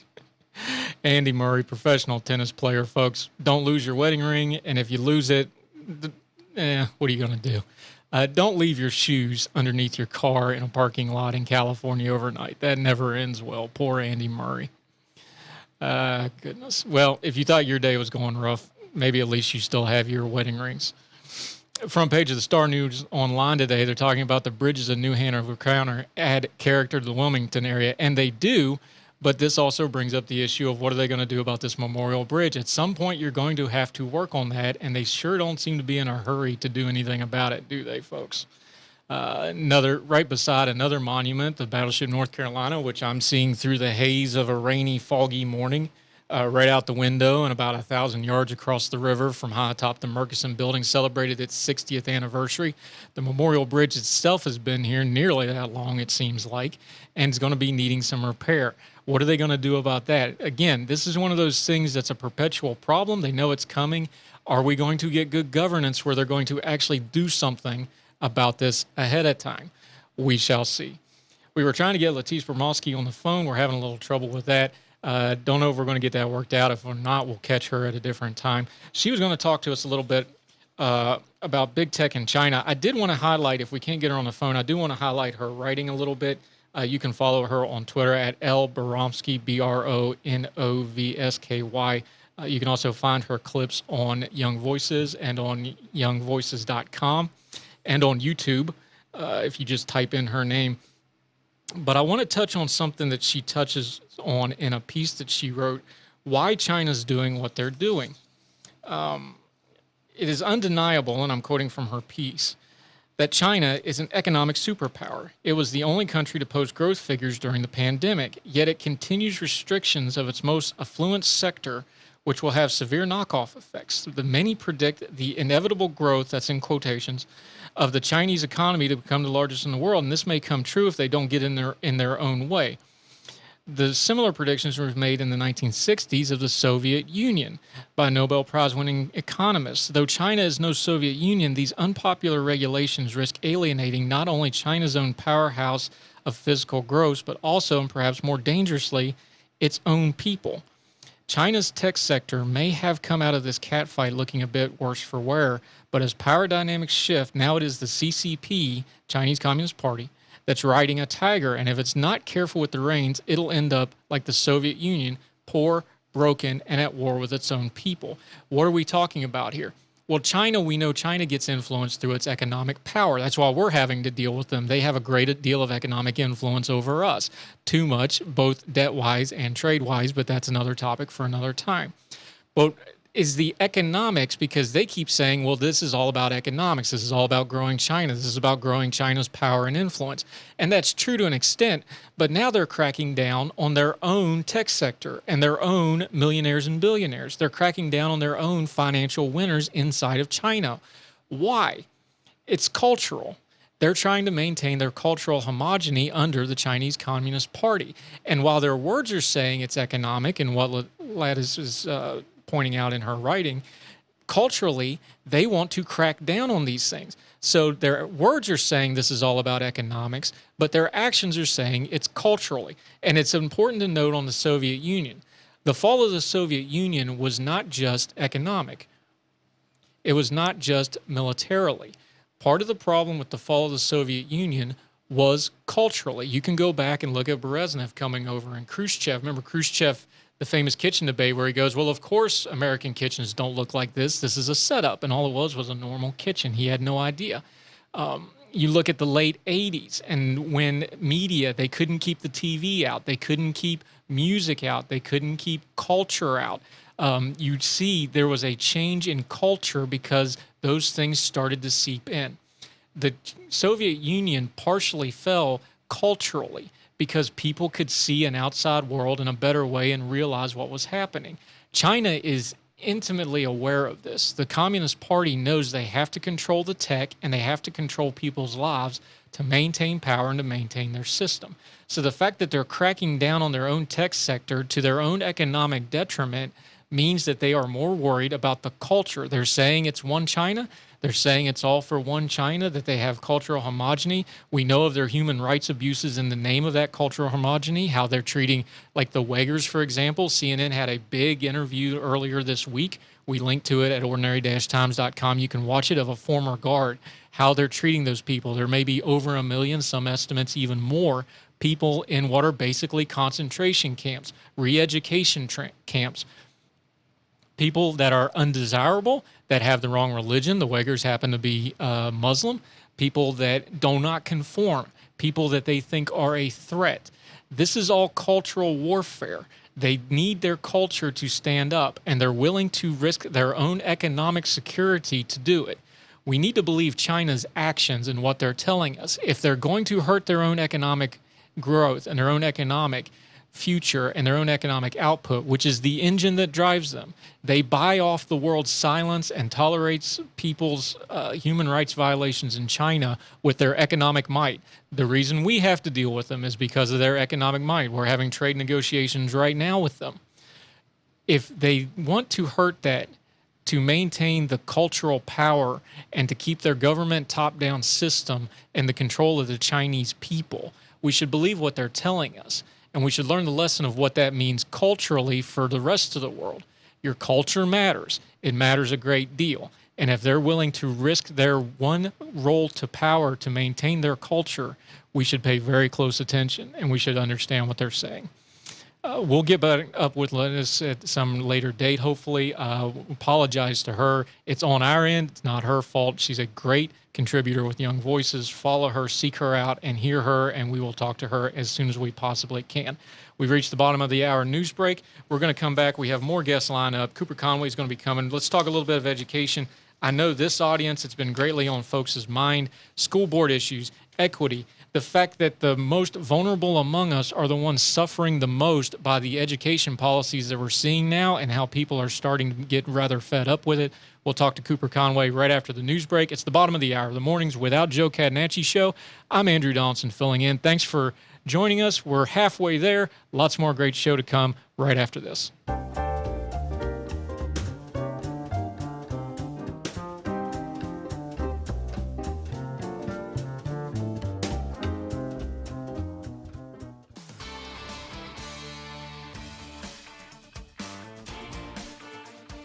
Hello, I'm Jeff Reifenbark with WWAY News. 4 people recovering this morning after a student allegedly opened fire during a fight at a Texas high school yesterday morning. 18-year-old Timothy George Simpkins is the alleged shooter who reportedly drove off from Timberview High School in Arlington before turning himself in later in the day. Police say 2 people were shot and 2 others received unspecified injuries. At least 3 of the 4 are students. Simpkins is facing 3 counts of aggravated assault with a deadly weapon. This week marks 1 year since New Hanover County Commissioners voted to sell New Hanover Regional Medical Center to Novant Health. The multi-billion-dollar deal was approved 4-1, with Commissioner Rob Zappel casting the dissenting vote. More than $1 billion went into a community endowment. On Monday, endowment President Spence Broadhurst gave an update to commissioners saying grant applications for endowment funds will be accepted starting next fall. As supply chain issues impact food deliveries across the country, local school districts are no exception. Brunswick County Schools spokesman Daniel Seaman says they've had to change some menu options because some items haven't been delivered to the schools. He says schools have been able to supplement some meals thanks to the Farm to School program and other schools. And a Bladen County woman is the winner of the first $2 million prize in a lottery scratch-off. Burtis McCoy of Clarkton won the first $2 million grand money scratch-off. She bought her $20 ticket from Smoker Friendly in Elizabethtown. She took the lump sum of $1.2 million and took home over $849,000 after taxes. For more on these stories, head over to WWAYTV3.com. I'm Jeff Rivenbark. Have a great day. Happy Thursday, everybody. I'm WWAY meteorologist Ramel Carpenter with your Storm Track 3 forecast. Well, today, rain chances jump up a bit, right around 50% all across the Cape Fear, and I think the wetter half of the day will be early into the morning, and by lunchtime into the afternoon hours, we're going to see that coverage of showers becoming more widely scattered across the Cape Fear. Today's highs are going to be jumping into the upper 70s and the low 80s for both coastal and inland communities. Then heading into the overnight hours, we remain mild and muggy with temperatures dropping down into the upper 60s. Get your full forecast on WWAY and WWAYTV3.com. This news and weather is brought to you by Two Men and a Truck. For your free quote, go to twomenandatruck.com. twomenandatruck.com.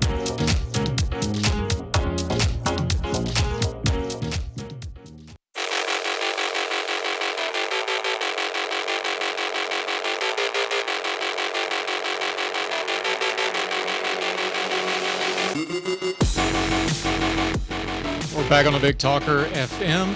Mornings without Joe Catenacci. I'm Andrew Donaldson. Still working on getting some guests lined up. A little bit of problem in the booth today. That's on our end, not our guest end, but we'll get it worked out. Trying to get a hold of Cooper Conway right now. Talk a little education. In the meantime, TK will work on that. Rainy day today. A lot of rain. There's some issues up in the Triangle area. If you're out and about, do be careful. Very foggy, very dense, a lot of wet out there today. Please be careful. Should clear off by this evening, but if you're out and about in the coastal area, it is foggy, it is rainy, it is dreary. We talked to Jason Reed over in England. Good English weather this morning. Kind of reminds me of Germany in the fall. Lots of rain and stick out there. So, still working on getting the phones. We'll work on that for a minute. We apologize for the delay, but we'll keep pushing ahead. We now have some data on public health emergencies, when they should end and when they shouldn't. Now, we've noticed, we heard from our own Governor Cooper, who famously thinks everything's an emergency that he should be in charge of. But the experts are weighing in when the public health emergency should end. I'm looking at the Washington Post right now. How long should the U.S. be under a public health emergency? And they talk to 7 different experts. And they say it should be in place at least through the end of 2021 and possibly beyond. Now, remember earlier this week, Dr. Anthony Fauci got himself in a little bit of trouble and had to walk back when he discussed whether or not he was going to be able, if we were going to be able, to have Christmas. Now we have these experts saying that the health emergency, public health emergency, should go through 2021. But here's the question, and to their credit, they ask it, quote, but at some point, the pandemic emergency, both in its legal designation and in its intense impact on daily life, will have to end. When will that be? Here's the thing. At some point, we've seen in Australia and we've seen in New Zealand where they've tried to go to 0 caseloads. There's no such thing as a 0 caseload COVID case. We're going to have COVID. We're going to deal with COVID. We're going to have to learn to live with COVID. What point is that at? A lot of people think we're already past that point. A lot of people are kind of getting to the point now where they're like, look, people are getting vaccinated. People are not getting vaccinated. At some point, we got to get on with life. Are we going to ease restrictions, not just mask mandates, but are we going to be able to get people back to work? When is this going to happen? And they start with data like 10 new cases per 100,000, and to me, the public health was in it. But I want to bring attention to what one person says. Amish Ajad, I'm probably mispronouncing his name, and I apologize, from John Hopkins, who has been doing most of the data tracking. He says this, and I want you to hear very carefully how he phrases this. To me, quote, the public health emergency was premised on the ability of the virus to put a hospital in crisis. When enough high-risk people are immune through vaccinations or natural infections, and hospitals no longer have to worry about capacity, the public health emergency is over, although COVID will still be present. Notice the standard that he's setting here, and I think it's a wise one. His standard is when the most critical cases and the people that need help the most and the places that provide that help, the hospitals, our crisis is if those get overrun and we can no longer care for the people that need to be cared for COVID.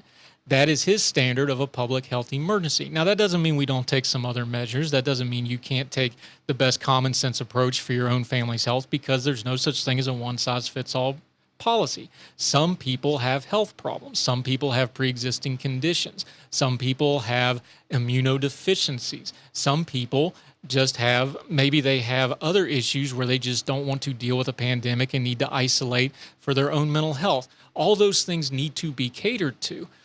But what this expert in Washington Post is saying, and I think it's wise, is the public health emergency aspect of this has to be, can we care for the worst cases, and is the ability to care for that affected, and that's the emergency. We have seen it over and over again now in the pandemic that just trying to herd the cats of the public to change behavior doesn't seem to have a great effect on how the pandemic progresses one way or the other anyway. We understand that we can do things to help alleviate it ourselves, but we've also seen that this thing definitely has seasonal things. Kids all went back to school. We had a spike. They're talking about there'll probably be another spike in wintertime. Closed conditions, everybody goes indoors. Summertime, things eased off. Last winter, there was a spike. It's like other diseases, and we need to understand these things. So I think this standard that he is putting for the public health emergency is a wise one. We need to be able to make sure hospitals aren't overrun and we can care for the sickest among us. What does that say about the political side of a public health emergency, though? Because now other factors besides just the public health come into play. Things that like funding. We have flooded states and municipalities with federal funding and other funding for COVID. And some of the more unscrupulous elected officials would probably be very happy for that faucet to never get turned off, or at worst, for that faucet to get turned on wider and continuously. We've seen over and over again, not just with COVID, because we understand it's a dreaded disease. We understand that 700,000 dead over the last 2 years or so is a horrible thing, millions worldwide. It's a terrible, awful thing. But we also know that we have a government that has a habit and people that have habits of wanting to legislate and gain and sustain power by emergencies. Sometimes they contrive them, like we're seeing with the debt ceiling and things like that. And sometimes it's a real emergency, like hurricanes, like natural disasters, like a financial crisis back in 2008, 2009, we all remember, or like COVID. Ask yourself this question about what is good governance and what is good public policy. When you look at what they did, look at the regulations that were quickly brushed aside in the name of COVID issues, and look at the ones that were applied.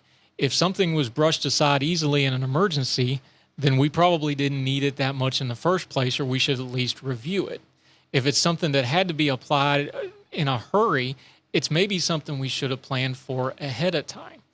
Now, there's other issues involved in this, especially with the hospital systems, because hospitals have a habit of, they want to run at near their max capacity at all times for funding reasons and for their own business model. So the idea of the hospitals getting overrun quickly has a little bit of a layer to it because these hospitals are almost always full anyway. But that's another piece of public policy that needs to be discussed. That's something that this particular doctor, Amesh Ajadi, has risen, and I think is a very valid point. The high-risk people that are immune through vaccination or natural infection in hospitals no longer have to worry about capacity. The public health emergency is over. So maybe our policy should be focusing on immune through vaccination or natural infection. That's natural immunity. That's herd immunity, the bad word that people don't want to talk about. Those are the things we should be focusing on, and not so much just what can the public do and what can the government do to try to make people change behaviors that might only marginally change the effect of the disease and the public health emergency in the first place. Andrew Donaldson filling in for Joe Catenacci, the Mornings with Joe Catenacci show. Doing a little bit of juggling this morning, having to work on the fly, but that's okay. These things happen. We're going to go ahead and take an early quick break while we keep trying to get the phones to work. Looking forward to trying to talk to a few more guests. We'll keep working hard on that. TK Turbo is a magician. He'll figure it out. I got full faith and confidence in him. Joe's out with Coastal Carolina. Stick with us. We'll come right back after a quick break.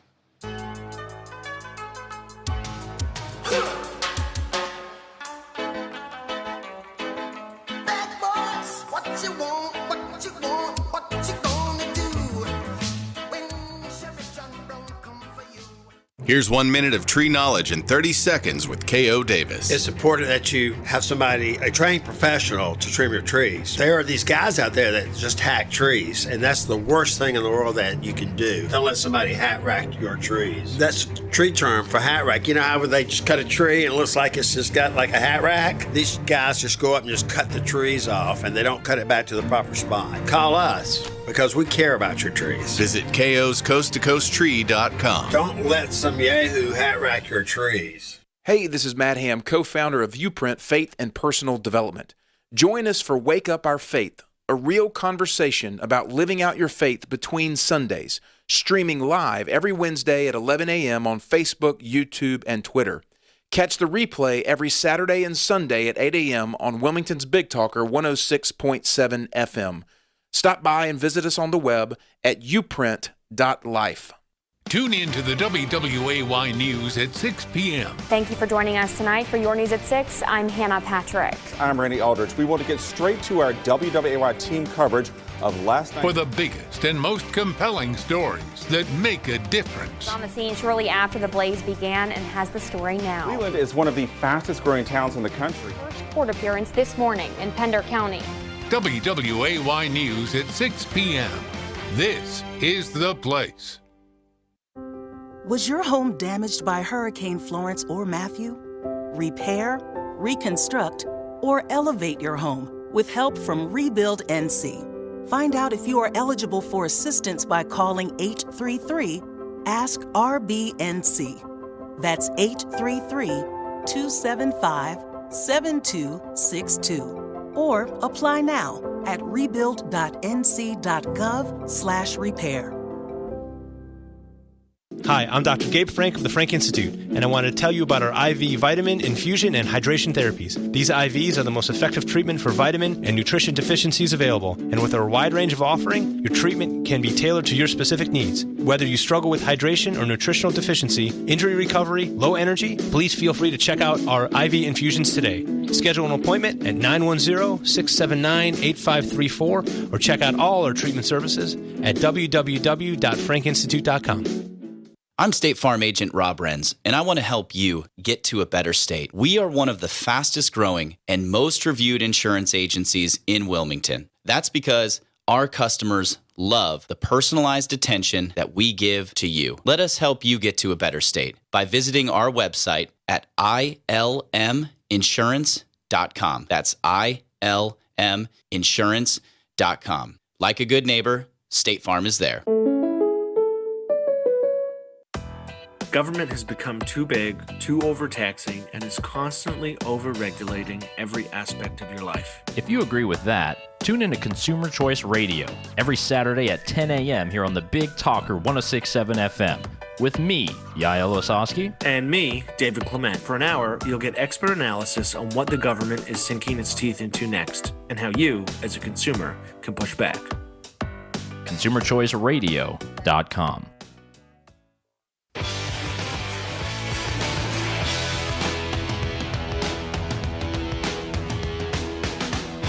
We're back on the Big Talker FM, worldwide, BigTalkerFM.com. The Mornings Without Joe Catenacci, Andrew Donaldson filling in, and we're thrilled to have Cooper Conway with us. He's a Young Voices contributor and the Frank Church Scholar at the Boise State University Honors College, where he studies political science. He writes about issues relating to education and school choice, and that's a topic really on the minds of this audience and people everywhere. Cooper, good morning, sir. How are you? Good morning. I'm doing great. How are you doing? Great. I apologize for you having to wait a little bit there, but thanks for joining us. This this chart was brought to my attention. It was sent out by We Are Teachers, but it's called the last normal school year. And for students that were in, for example, grade 6, their last normal school year was grade 3, grade 5, grade 2, grade 7. Their last normal school year was grade 4. It's a shocking stat. I kind of knew it because I'm a stay-at-home parent with my kids for almost 18 months. But instead of trying to maybe solve this problem, you're highlighting and you're writing and you're studying. It looks like a lot of people, governments and governors and schools, are actually looking at policies that may exacerbate this instead of trying to catch kids up and make it better. Yeah, instead of really trying to make efforts to help students catch up and excel, they're kind of on this crusade against the idea of creating excellence and high expectations for students, and using different excuses as reasons why they can give up on kids.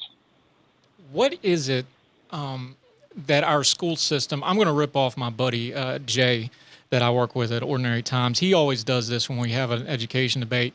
He'll just come out and say, what is the purpose of our school system? Is it an education system, or is it a giant jobs program for everybody associated with the education system? And when you see stuff like this, it really makes you wonder and question sometimes, doesn't it? Yeah, it really seems like it isn't about the students themselves and more about trying to protect other higher interests, whether that be teachers or administrators or different governments that are trying to run the schools, and the students are the ones that are really taking the fall here. You highlighted a case out in Oregon, Governor Kate Brown out in Oregon. It's similar to some things that have been happening here in North Carolina where they're changing standards, they're sliding standards, they're lowering standards. Tell us about this case in Oregon, about them lowering the suspension of the standards, reading proficiency, writing proficiency, and what it's going to do, because this is something that we're seeing across the country as well, where they're just kind of, I hate to say sliding kids, but I don't know any other way to really describe it. Yeah, and I wouldn't even describe what they're doing in Oregon as lowering the standards and more like really just getting rid of them. So Oregon Governor Kate Brown in July signed Oregon Senate Bill 744 into law. Usually when they sign a bill, there's a press release or a ceremonial signing to celebrate. This was not the case here. Basically, the bill made sure to extend the temporary suspension of Oregon high school students having to prove they're proficient in reading, writing, and math to graduate until 2024, and then has the Oregon Department of Education review the state's graduation standards requirements and make recommendations by September of 2022 to produce new standards that will, quote, reduce disparities and ensure that every student will be on track to receive a diploma. I get what they're trying to do here. They're trying to make these graduation standards more equitable, but basically by turning graduating high school into a participation trophy, you've just completely wiped the floor of any merit that is needed to graduate high school for these students, which really has a negative effect all over the place on both students and I would say teachers as well. Cooper Conway joining us on Big Talker FM this morning. And we know why they do this, because graduation rates and student rates are a funding trigger for a lot of these systems, isn't it? It is. And in fact, Oregon's graduation rate is according to a 2018 data, is the third lowest in the country. And so they need to raise their graduation rates by pretty much any means necessarily. And so if that just means handing out diplomas, I guess that means handing out diplomas. On top of that, besides that, there's the fact that one of the things when we talk about things like school choice, people push back and go, well, it takes away from public school because public school needs to get disadvantaged communities of color, disadvantaged kids, things like this. But these programs, and you write about this, when they do things like that, it's those very communities and those very students that end up getting hurt the worst in the long term, don't they? Yes, it completely is. And I always find the line of, it hurts public schools by implementing school choice. I always ask, why? Why does it hurt public schools? Is it because the students are leaving these public schools to find better options and taking their funding with them? That it's their funding and not the system's. And that's usually the case. It's because these students are looking for other options that are better and better suit their educational needs. What's something we should be looking for here? Because we see what parents are doing. They're at their school boards. They're upset over a wide variety of issues. But obviously, there had to be some allowances made for the COVID situation. You can't take kids out of school for a year, 18 months in some cases, without there being some issues. So clearly there was going to have to be something to be done.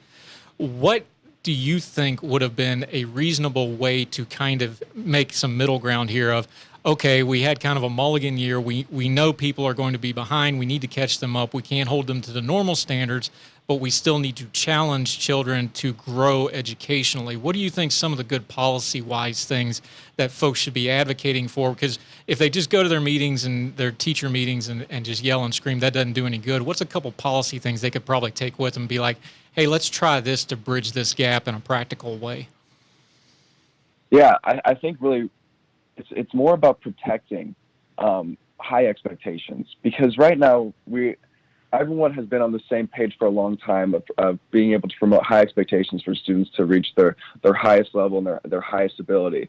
But now, as we're seeing here in Oregon, they're trying to promote these low expectations, which I would say they're using COVID as an excuse for the short term. But if you look at what the spokesman for Kate Brown said, they said equitable graduation standards are needed specifically to benefit Oregon's, and I quote, Black, Latino, Latina, Latinx, Indigenous, Asian, Pacific Islander, Tribal, and other students of color, which I find insulting, but also I'm wondering, it's not like those students are leaving after COVID. They're staying, they're still here. So really this is kind of a long-term plan to lower these expectations on students and slowly strip away and even the playing field by making everyone on this low ground instead of challenging students to become the best versions and the best students, achieving the best academic outcomes possible, which is really what I think parents need to try and improve on it and urge at their school boards is they want their teachers to make their children work for what they're earning in a high school diploma and becoming better students. Cooper Conway joining us. Cooper, when you wrote about this yourself, you wrote this, and I'll just quote it to you because I think it's interesting. You said, lawmakers have tried to address these issues, proposing all sorts of reforms to help students get the most out of their schooling. Like you said, though, it seems to me like a lot of the COVID stuff, they're doing it in the name of COVID. But as you touched on earlier, it seems like that's just been the excuse to go back to the toolbox of stuff they wanted to do anyway, and they're just putting it under that banner. And it's not really new policy or learning the lessons of COVID or learning the lessons of having kids out and learning the lessons of parents paying attention to school more than they probably ever have before. And they're just going to the same old playbook again. Yes, completely. It's the same. Well, COVID's here. We need to start throwing more money into the system, and that's the only way we can truly combat this and help students. Well, we've been throwing money at the education system for decades now, and money does not necessarily mean that there's going to be better outcomes. We need to really empower students and parents to be able to choose an education that works best for them, and that can help them get on a higher playing field, especially if their schools are slowly starting to say, well, we've kind of given up on you, so we're just going to throw in the towel and let you, and we're going to give you these handouts of diplomas. Why would parents want that if their child's not being truly educated? They deserve an option to be able to go to a school that's going to challenge their child and give them the academic skills they are going to need at college or in the workforce or wherever their child decides to go after graduating high school. In your opinion, and you've been writing about this obviously in various places, Cooper Conway joining us from Young Voices, you're doing this with your scholarship, you're studying this. How much of a move towards school choice have we seen coming out of the COVID epidemic? I know a lot of people are talking about it. A lot of people have been loud on social media about it. But are we actually seeing movement towards school choice, multiple school options, things like charter schools, private schools, homeschoolings? How much movement is actually getting there? Because we're far enough now, we should be seeing some data if there is any. Is there actual movement, or did it just turn out to all be talk? Yes, there's been actual movement. I mean, this past year has been labeled the year of educational choice because there's been over 20 programs created in over 10 to 15 states. And parents are fighting back. They're saying, well, if my child is going to have to attend a school online, or their public school is closed, or for whatever reason, they are wanting to be able to have more leeway in the schools that they choose, and it would be nice to have some funding go behind their child. I'm a big proponent of education scholarship accounts that give children flexible scholarship funds that otherwise would be used at their public school, that is then directed to them so that they can choose the best education option of their choice, whether that be going to a private school or using it for homeschooling. And over 1.5 million more tax vouchers, ESAs, and school choice opportunities were made available over this past year for students and their families. Do you think the voucher system is something that's going to be attainable across, probably at a state level mostly, that would have to be done? Do you think that's going to be an attainable goal, or do you think it's going to be more of a direct funding that some people have talked about, where you have maybe folks that change the actual budgeting of the school systems themselves to refunnel these funds? Which one of those do you think is probably more practical in the current environment? I think right now it is practical. It is practical to see school choice and vouchers taking place. I think parents really want them. Right now, there's a 74. The latest polling, according to the American Federation of Children, shows that voters support school choice at rates of 74%. And not to mention that voters are starting to negatively look down upon politicians who most of the time will be sending their own children to private schools, taking advantage of school choice because they have the funds, but are denying these opportunities to lower income families who can't afford to use out-of-pocket funds for private schooling or other educational options. And so voters are starting to see this as an issue that says, we're going to vote you out of office if you don't help us out here. And the other thing I found really interesting with some of the polling, we've seen it locally, we've heard talk. School choice is one of those issues that cuts across a lot of different ideological barriers. We see it here in our area in Wilmington, where you have people that might be very to the left on things like economic policy or social issues, but because of the things that have gone on now, all of a sudden they're very interested in school choice. This does seem to be one issue that seems to cut across a lot of ideological lines where other issues do not, don't it?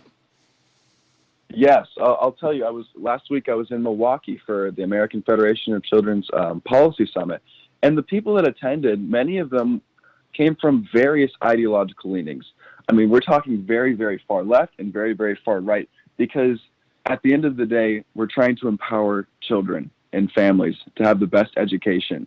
And this works on a free market perspective, and it also helps parents be able to have to create these opportunities for their children and help them use their education as a tool. I know for me, education in my family was used as a tool to help get us out of poverty growing up.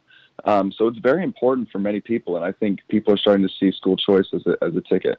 I agree. Cooper Conway, tell folks real quick where they can find you online and your social media so they can follow you with all this great information you're bringing us. Yeah, you can see my writing at on the Young Voices page of Cooper Conway. You can see my photo there, and then you can follow me on Twitter at Cooper Conway with the number 1. Great stuff, buddy. Really appreciate it, my friend. Cooper Conway, thanks for joining us from Young Voices today. Thank you so much. We're at the top of the hour. We'll take a quick break, come back. 2 hours down, 1 more hour to go. Pushing along the Mornings Without Joe Catenacci Show. I'm Andrew Donaldson filling in. TK Turbo is going to do some magic on the board, and we'll be back right after the news break.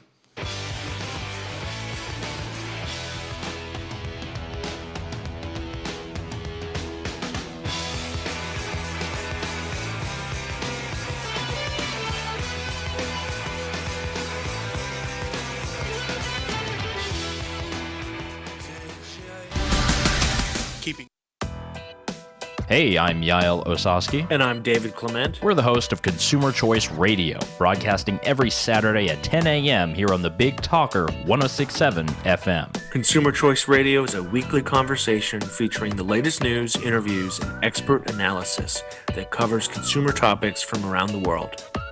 ConsumerChoiceRadio.com.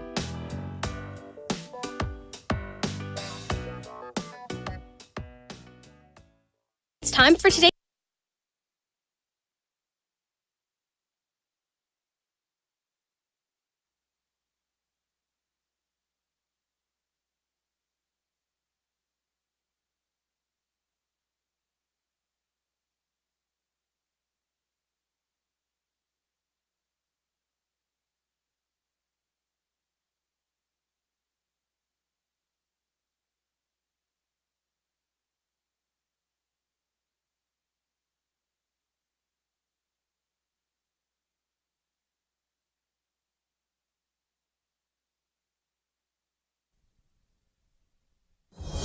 news this hour from townhall.com. I'm Rich Thomason. Amid persistent reports of another huge caravan of migrants making its way north toward the U.S. border, 26 of the nation's governors have come out with a 10-point plan aimed at diffusing the crisis on the southern border. A border, by the way, that President Biden has never even been to. Texas Governor Greg Abbott speaking at the border yesterday, joined by 9 of his fellow Republican governors. While Biden continues to dither, Texas and other states are taking action to do the federal government's job. I think the governors from across America who have sent resources to our state, they understand the magnitude of the problem as well as the need for action. The governor's plan includes finishing the job of securing the border, ending catch and release, and boosting federal resources for fighting drug and human trafficking. On orders from a federal judge, enforcement of the Texas abortion law has been temporarily suspended. The Heartbeat Act bans abortion once an unborn baby's heartbeat has been detected. The state of Texas will appeal the ruling by Judge Robert Pittman. Just in, the government's latest employment report. It covers last week. The Labor Department says unemployment claims were down by 38,000 to 326,000. It's the first drop in 4 weeks. Since surpassing 900,000 in early January, the weekly applications had fallen more or less steadily all year. Still, they remain elevated from pre-pandemic levels. Correspondent Jeremy House. Senate Republican leader Mitch McConnell offering Democrats a deal that would stave off a potential government default at least into December by allowing a hike in the debt ceiling. Former President Trump chiming in, saying it looks like McConnell is folding to the Democrats again. Wall Street stock futures sharply higher. Dow futures up 314 points. Nasdaq futures ahead 168. The S&P futures 42 points higher. More on these stories at townhall.com. I struggled with symptoms like frequent gas and stomach pain for years. I was bloated all the time with daily diarrhea. At first, I thought it was what I was eating. I kept thinking it was stomach issues. So I did my research and talked to my doctor, and we finally uncovered the truth. It was actually EPI. Exocrine pancreatic insufficiency, or EPI, is a condition where your pancreas is unable to help break down your food. It can lead to symptoms like diarrhea, gas, bloating, stomach pain, unexplained weight loss, and oily stools. And EPI symptoms can be confused with those of other common digestive conditions, like irritable bowel syndrome, Crohn's, and celiac disease. So getting to the right diagnosis meant being more open with my doctor about the severity of my symptoms and how often they were happening. But there's good news. EPI is manageable, so don't wait any longer. Use the symptom checker at identifyepi.com and schedule a visit or call with your doctor to ask, could I have EPI? Sponsored by AbbVie. A 100-year-old former Nazi concentration camp guard, known only as Joseph S., about to go on trial in Germany. For the Nazis, Sachsenhausen was a model camp. Over the course of the Second World War, it held 200,000 inmates. Jews, Roma, homosexuals, political opponents, resistance fighters and prisoners of war. At least 20,000 died. They were shot in the neck, gassed or worked to death. Prosecutors say Joseph S. knew and helped. Doctors say he's fit to spend a couple of hours a day in the dock. The trial could last until January. That's BBC's Mike Sanders. The 7-Eleven empire is coming to India. India's Reliance Retail Ventures has a franchise deal with 7-Eleven Inc. to launch convenience stores in the second most populous nation. Stores will first be launched in the financial hub of Mumbai. News and analysis, townhall.com. A powerful earthquake has destroyed a coal mine and scores of homes in southwest Pakistan, killing at least 20 people, injuring more than 200 others. The death toll is expected to rise even further as crews searched in the remote area. At least 4 of the dead were killed when the coal mine in which they were working collapsed. As many as 100 homes also collapsed, burying sleeping residents inside. According to the U.S. Geological Survey, the epicenter of the 5.9 magnitude quake was about 9 miles northeast of Hanai. Pakistan's military was deployed to the earthquake area to airlift dozens of injured from mountain peaks. I'm Zaria Shakli. Parts of Alabama remain under a flash flood watch after a day of high water across the state. As much as 6 inches of rain covered roads, trapped people. 1 death has been blamed on the slow-moving, low-pressure system. More on these stories at townhall.com. The champ is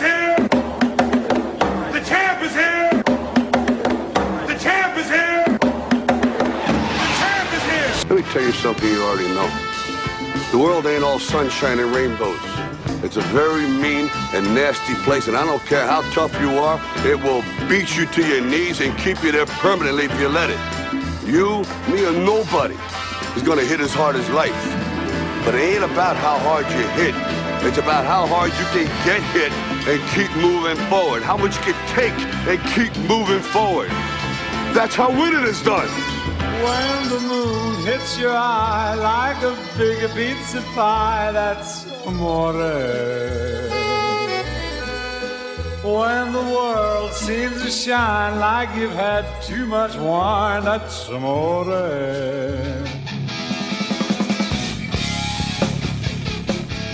And it's the Mornings Without Joe Catenacci show. I'm Andrew Donaldson filling in for the on assignment Joe Catenacci. He's out in the wilds of Arkansas somewhere, getting ready to call some Coastal Carolina football later tonight. You can watch that game on ESPN2 and support the Chanticleers as they take on the Arkansas State Red Wolves.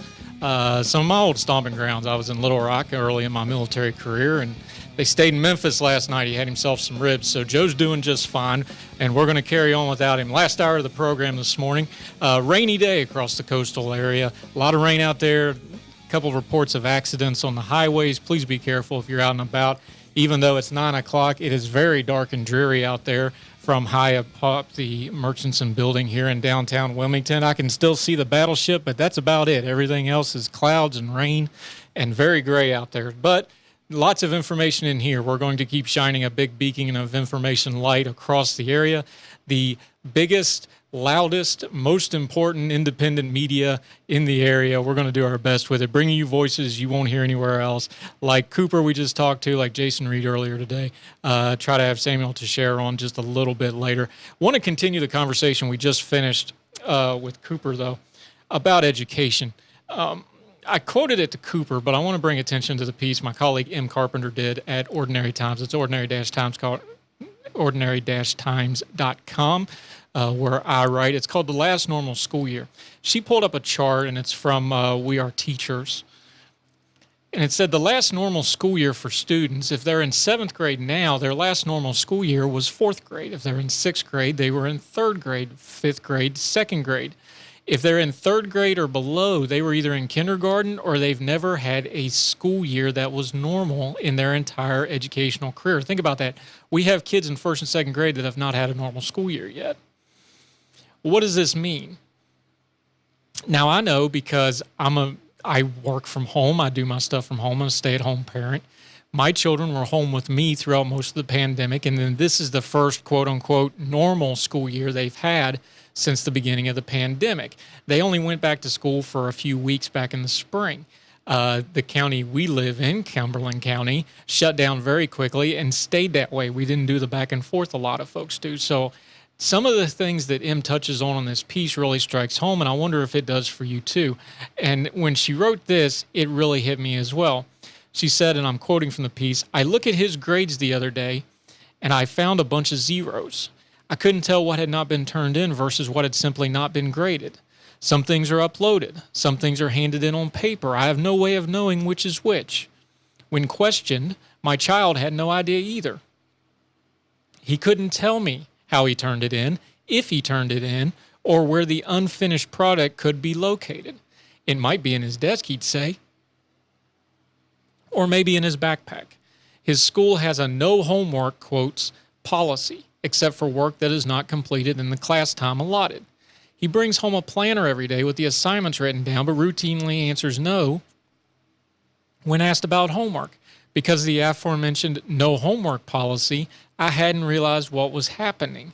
And she goes on to say this, and I think this is very found across the board because I've seen it too.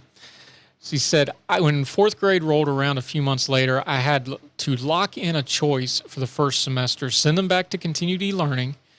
When the 7th grade went back, but we chose e-learning for the younger one. He was a preemie who spent time on a ventilator at birth and has always kind of junky lungs in general. I wasn't comfortable with sending him back yet. And besides, surely over the 3 months or so since the previous school year ended, the whole e-learning thing would have been perfected or improved at least. Not so much. Continuing to quote from this piece, it turned out the school was still only 2 hours in the morning and his teacher was working 2 grades, so class, quote, time was minimal. The workload was a little heavier, but he seemed to be doing fine. And in November, we had to make our choice for the second semester. COVID numbers were better. My son wanted to go back, so he went back, and he struggled. But his teachers assured us all the kids would. He had B's and C's, and since colleges aren't checking elementary school, I didn't worry too much. And skipping down a little bit, here's the important part. I think for the last year and a half, teachers have tried not to expect too much, knowing that students are living through strange times, similar to the, quote, no dropping grades, end quote, policy of the early days of the pandemic. I suspect they have been taking it easy on the kids grappling with the new normal. Maybe it didn't seem right to punish them for half-hearted effort with navigating masks, social distances, illness, and all the other pandemic weirdness. His teacher does not coddle, and I don't mind that. He has to get it together or he'll crash and burn, and they're being gracious. But we get it now. This is not a matter of impaired ability so much as arrested development. Many parents have worried that the closures of schools would cause academic regression in our kids, and it has. But it's not just that. There is more to school than learning the material. Learning to study, learning to be responsible and to work diligently are skills that are instilled subtly and as students rise through the grade ranks. They also miss out on social development and other intangibles. It's early in this school year. There is still plenty of time to get my son on the right track here. I hope other parents who might be dismayed by their kids' school performance this year understand what I didn't at first. This is not laziness or lack of ability. It's COVID-19 infecting yet another area of life, and this time it's affecting our kids in ways we didn't pay attention to. I find a lot of that to be true. I find it true with my own children. They lost a lot of their studying skills. They lost some of their interpersonal skills. They've lost some of their ability to interact with the teachers. This is across the board. There's parts of the classroom experience that just cannot be duplicated in an online environment. And I don't want to blame the teachers because they were doing the best they could with it. But part of the problem when you interrupt school at a young age is you interrupt a developmental cycle, arrested development, they said. It's almost foreign to some of these kids after so much time on online students on how to even ask the teacher when something's not right, how to communicate with the teachers when they don't understand something correctly, how the parents and the teachers need to be working together to make sure the child has a little bit of specialization because every kid learns a little differently. Communication breaks down. People skills break down. Teachers get afraid because they already have a hard job and now they have extra stuff that they're not used to, like trying to be an IT expert added on top of it. These are all parts of our education system that need to be addressed. And none of these are going to be addressed with just pouring more money into what is already the most expensive education system in the world. You can't spend money to make people talk to each other. But we need to understand that in the environment we're in, we have now created an environment where it's almost like the teachers and the students have to learn how to reenact with each other. The kids will adapt faster than the adults and the teachers will. They just adapt to what's going on. And one place I will lay a little bit of a blame, though, is when they were strictly online, and I did this because I checked on my own children's teachers, you found out real quick which teachers were trying and which teachers were just phoning it in. Because when it was online, it was very apparent. And if the teacher doesn't care, the children are not going to care. The students aren't going to care. So some of that's happening as well. One thing in our education system, we don't have a whole lot of accountability on the education side of it. And I think it's starting to bleed off onto our children. If we can't preach accountability to our kids, and then when the teachers aren't accountable and the school system ain't accountable and anything else is accountable, why wouldn't they throw up their hands and go, well, why do I need to be accountable? They don't need to be accountable. Part of that's on parents understanding that it's not a fair world, but they're not wrong. There's been a lot of inaccountability educationally. The kids are smart. The kids know they're getting slid. The kids know they're dropping standards. Children, students are taking advantage of the fact that they're not taking that the standards have slipped. The students are smart. They're going to take every advantage they can get. They know they can push. They're smart. They adapt faster than the system does. They adapt faster than the teachers do. We need to take stock educationally of what we've lost educationally during this COVID pandemic. It's not just in the figures and in the grades and in the rates and in the fundings. It's in how we actually do education. Like we talked about earlier in the program, we need to have a conversation about what our education system is. Is it going to be a giant jobs program for a massive infrastructure and buildings and teachers and staff and a daycare center for our kids 8 hours a day for 9 months out of the year? Or is it going to be an education system? Part of the problem is we understand that the education system has become more or less just that. It is a giant's jobs program. It is a funnel to higher education afterwards. And if you don't get in the higher education funnel, you tend to get left behind because of the gutting of things like alternate education, vocational programs, learning, things like this. Some of that's getting changed. People are pushing back. People are pushing for vocational programs and things like this again. Some of it's technology. Kids have learned that they can actually make their own living online as content creators and doing things like this. Why hasn't that been integrated into it? Why don't we have internet and content creation in our schools the way we used to have shop class? We should. Why not? But we're not nimble enough to do things like that yet. Maybe at some point we will be.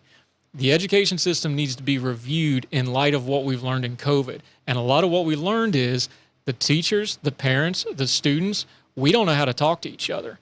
And going online for a year and a half exacerbated that problem that we don't know how to talk to each other. And the system seems intent on making sure that we continue to have a communication breakdown so that there's no change in the near future. It's the Mornings with Joe Catenacci Show. I'm Andrew Donaldson. I'm going to say that again because now TK Turbo is laughing at me. The Mornings Without Joe Catenacci Show. There we go, buddy. One of the many glitches this morning, but we're trying to keep the ball rolling downhill. We're going to take a news break real quick, listen to our sponsors, support our sponsors. We'll be back in a few minutes. Andrew Donaldson, back on Big Talker FM right after this.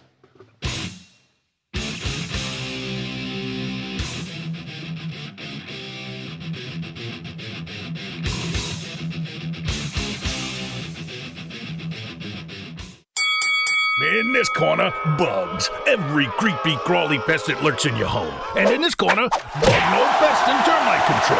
That's Mr. Bug-No to you, pal. If you have unwanted pests, let Bug-No Pest and Termite Control take the fight to them. Bug-No Pest and Termite Control is a family-owned and operated business, fully licensed and insured, and can handle all of your residential and commercial pest and termite control needs. Rated 5 stars on Angie's List and HomeAdvisor.com. Call 910-367-2501 to give bugs a knockout. When you purchase a Golden Technology lift and sleep chair from US Med Express at 1733 Dawson Street, you get the benefit of a lift assist chair, a recliner, a memory button chair, a zero gravity chair, a Trendelenburg device, and a sleep chair, all in one of the most comfortable pieces of furniture you have ever experienced. Our chairs lead the industry in power lift recliner features and advances in technology. Our chairs are FDA certified as medical devices, which means it's 100% tax deductible, and helps with a number of medical conditions, including arthritis, poor circulation, and sleep apnea. Give us a call today at 910-500-6162 or stop by and experience our chairs for yourself at 1733 Dawson Street. That's 910-500-6162. 1733 Dawson Street in Wilmington. US Med Express. Folks, we all know ongoing road construction and traffic can weigh heavy on your vehicle. Since 2006, O'Leary's Automotive Repair has provided comprehensive repair services at affordable prices to get you back on the road in no time. Their ASE certified technicians will help you find a cost-effective repair and maintenance alternatives. O'Leary's has multiple locations in the area in Hampstead, Leland, the Myrtle Grove area, Ogden, and Wrightsboro. O'Leary's Automotive Repair, a trusted, locally owned business since 2006.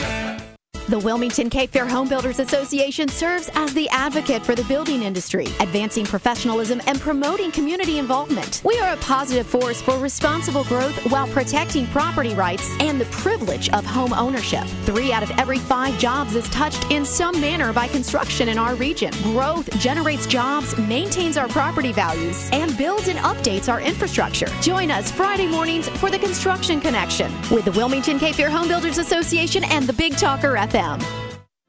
Sorry for myself, I used to cry, but now I hold my head up high and you see me. Somebody new. I'm not that. Another apropos bumper music. We're trying to survive through this rainy dreary, gray, storming morning up here at the Big Talker FM in Wilmington, high atop the Murkison building, where you can't see much of anything. Usually you have a tremendous view for radio. I can see the battleship North Carolina. It's gray as everything else is out there this morning. But we're powering through, folks. So glad you're with us. If you've been with us for any portion of the program, we thank you very much. Across the street or around the world, wherever you are, thank you for being with us.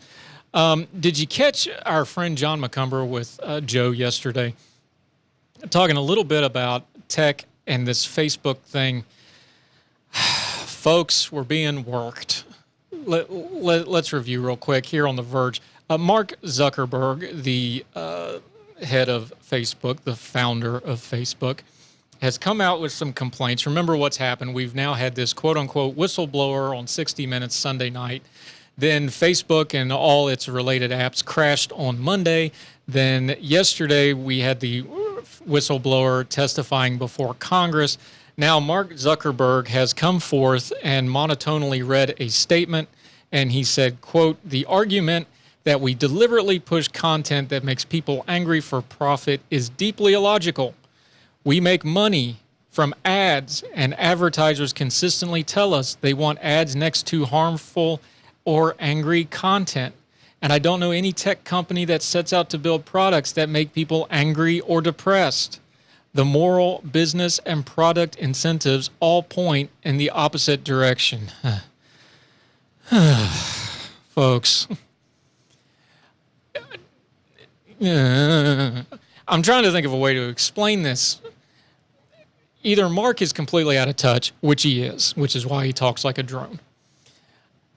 Of course, tech companies and media companies especially make products designed to make people angry and depressed. The entire media we have right now is designed to stoke outrage because that's what keeps you engaged. This is utter silliness for him to proffer that they... Now, maybe he's just so Pollyanna he doesn't understand this, but yes, he would be an idiot if Facebook did not design its product for engagement. And the way you get engagement online is emotionally. And anybody that's ever dealt with Facebook for more than 3 minutes understands the way Facebook stuff gets going is people get emotional because it usually starts with your own friends and family on your Facebook circles, and then things blow up. It's one reason I don't have a Facebook. I don't want to fight with people I like. It's hard enough to maintain relationships. Why do I want to fight with them up front? Why do I want to fight with them on my phone all day? I don't need that. But if people use Facebook for a lot of things, I understand they want to send pictures of the kids to the grandparents, all this sort of thing. That's all fine. But too many people, it just becomes this emotional thing, and it becomes a giant telephone gossip game, and it becomes a way of yelling at each other. If Mark Zuckerberg and Facebook did not design their algorithm to focus on the emotional pull of these folks, then they're really bad at business. So either they're incompetent or they're lying, and we know for a fact that because they've built one of the largest companies in the world with a tremendous amount of power, a tremendous amount of reach, we know they're not uncomfortable. So he's either totally an idiot or he's lying. I think it's the latter. That's my personal opinion. That does not represent the opinions of this station. I'm just saying that Zuckerberg's pulling a fast one on us. Let's review something for a second. He goes on to talk about this whistleblower, Hagen. This whistleblower would be the first whistleblower in the history of whistleblowers, in the history of ever, to advocate for the change to the company they are whistleblowing on to exactly what that company wants to have happen anyway. If you have any kind of streaming service, you understand that for the last couple of years, you've seen these commercials like, I was born the same year Facebook started. I was born the same year that Section 230 became law, and now I'm in my 20s. Shouldn't the law change? Facebook is paying for this advertising. Why? Why would Facebook spend millions of dollars and millions more in lobbying trying to get themselves regulated? And now, on top of that, we're supposed to believe this whistleblower who is whistleblowing items that line up perfectly with the talking points on why Facebook needs to be regulated. And then they have an outage the next day, which further delineates the fact that so many people rely on Facebook things, not just Facebook, but also WhatsApp and Instagram. And now Mark Zuckerberg's saying, well, of course, this is all silliness. How could this be? This whistleblower, what she's saying, nonsense. No, it makes perfect sense if Facebook wants to get regulated. They want the regulation because here's how this is going to play out. We already know, if you've watched any of these hearings, our Congress critters have no clue how big tech works. They have no clue how the internet works for a large extent. They are ignorant to it. Most of our Congress critters don't even write their own legislation. Their staffs write it and lobbyists write it. And the really bad stuff, usually the lobbyist for a company writes it, hands it to the senator or congressman that's in their pocket, and it gets passed on as law, and that's how that works. Who do you think is going to write the Facebook regulation? It's going to be former employees. It's going to be current employees. It's going to be all kinds of people, not like TK Turbo, who actually knows how to do things like this. It will be former people from Facebook, people connected to Facebook, people all about Facebook. Yes, TK Turbo. I'm noticing a pattern here. What's the pattern, TK Turbo? Well, let's take another subject, like women's health. Let's take a subject like women's health and take a look at the panel that was discussing and working on the legislation for women's health, and there was not a woman in the room. Ah, you mean like when they do things for women's drugs, like a documentary I was watching the other day about a procedure for women for fertility that ended up damaging women after women after women. They only had one woman, and it turns out the drug company paid her to be there, and then they ask all the drug... You mean that sort of thing, Pat? Yeah. Huh, funny how that keeps working out. Is this uniquely American? It's uniquely... Or is it just profitable? It's profitable. Is that what it is? That's all it is? It's both, because here's what Facebook wants to do. The only people that's going to write the Facebook regulation is we need an expert on Facebook. Guess who's going to write the regulation? Facebook. Karen. Yeah. Karen at Facebook is going to write this regulation, and they're going to write the regulation to be advantageous to Facebook. Facebook is a dominant company in the social media realm. So their planning is, hey, they're going to regulate us at some point anyway because government likes to go after the big dog. You got him? Sorry. Bad radio. I said something online. Our whole day has just gone sideways. Yeah, that's one thing. That was not syndication quality. I apologize. Back to the point. The thing with the Facebook, they're going to write their own regulation because whatever little nuances that they don't like, they figure in the grand scheme of things is going to be worth eating because they're big enough and powerful enough and rich enough, they can adapt their company to whatever the new regulations are as long as they get their say on the big stuff. And the competitors and startups and the next Facebook that's trying to come up won't have the advantage anymore because Facebook is going to have all the regulations written for them, and they can adapt to them, and it'll crush competition, and they'll be able to stay on top. This Facebook stuff, folks, we're being worked. And that's an old wrestling term. You know, the good guy and the bad guy fights in the ring, and you cheer for the good guy and boo the bad guy, but when they go behind the curtain, they high-five each other because they both made money, and they work together. That's what's happening with Facebook right now on this regulation stuff, folks. It's a work. They're working us. They want that regulation. If they want that regulation, we probably shouldn't give it to them. We need to get on our Congress critters and tell them to leave our internet alone because even though there's a lot of downside to it being the Wild West, if you lock it down and put Facebook in charge of the asylum, you're going to have a whole lot worse and a whole lot less freedom. It's the Big Talker FM. We're going to take a quick break. Be right back with Samuel Teixeira. We're going to talk a little bit about Haiti and immigration right after this on Big Talker FM.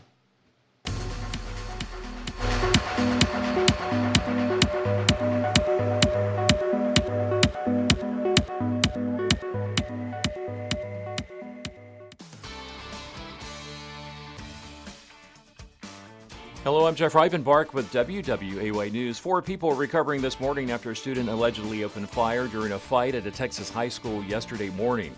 18-year-old Timothy George Simpkins is the alleged shooter who reportedly drove off from Timberview High School in Arlington before turning himself in later in the day. Police say 2 people were shot and 2 others received unspecified injuries. At least 3 of the 4 are students. Simpkins is facing 3 counts of aggravated assault with a deadly weapon. This week marks 1 year since New Hanover County Commissioners voted to sell New Hanover Regional Medical Center to Novant Health. The multi-billion-dollar deal was approved 4-1, with Commissioner Rob Zappel casting the dissenting vote. More than $1 billion went into a community endowment. On Monday, endowment president Spence Broadhurst gave an update to commissioners saying grant applications for endowment funds will be accepted starting next fall. As supply chain issues impact food deliveries across the country, local school districts are no exception. Brunswick County Schools spokesman Daniel Seaman says they've had to change some menu options because some items haven't been delivered to the schools. He says schools have been able to supplement some meals thanks to the Farm to School program and other schools.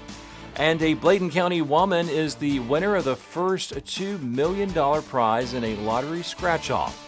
Vertus McCoy of Clarkton won the first $2 million grand money scratch-off. She bought her $20 ticket from Smoker Friendly in Elizabethtown.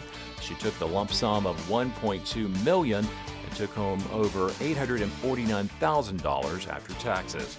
For more on these stories, head over to WWAYTV3.com. I'm Jeff Rivenbark. Have a great day. Happy Thursday, everybody. I'm WWAY meteorologist Ramel Carpenter with your Storm Track 3 forecast. Well, today, rain chances jump up a bit, right around 50% all across the Cape Fear, and I think the wetter half of the day will be early into the morning, and by lunchtime into the afternoon hours, we're going to see that coverage of showers becoming more widely scattered across the Cape Fear. Today's highs are going to be jumping into the upper 70s and the low 80s for both coastal and inland communities. Then heading into the overnight hours, we remain mild and muggy with temperatures dropping down into the upper 60s. Get your full forecast on WWAY and WWAYTV3.com. This news and weather is brought to you by Two Men and a Truck. For your free quote, go to twomenandatruck.com. twomenandatruck.com.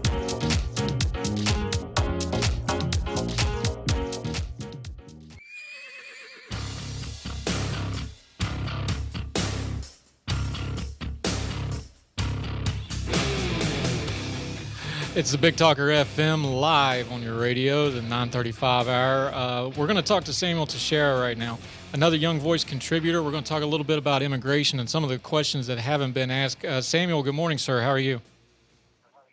I'm doing very well, Andrew. Thank you very much for having me. How are you? I'm fantastic, sir. So what's a good Connecticut boy like you doing in Valencia, Spain? How does that happen? I think that's the result of living in Washington, D.C. for 3 years. You need to go somewhere more relaxing. You like your afternoon repose, huh? Well, you know, you can never get that American work ethic out of me, so I like to catch up on some things during the siesta, which is where we are right now, actually. So well, we're I sorry. do my best to balance it. Well, we're sorry for interrupting your siesta there in Valencia, Spain, with the time difference. It's 9:30 here on the East Coast. But Samuel's a Young Voice contributor and writer based in Valencia, Spain, although he's an American boy who focused primarily on international affairs. And you've been writing on something that we've already been talking about in the show a little bit. We saw the images on the border. We had the controversy with the Border Patrol and the horses. But it doesn't seem like a lot of people stopped and asked in the first place, is like, wait a minute, why do we have Haitians crossing the Mexico-U.S. border in the first place?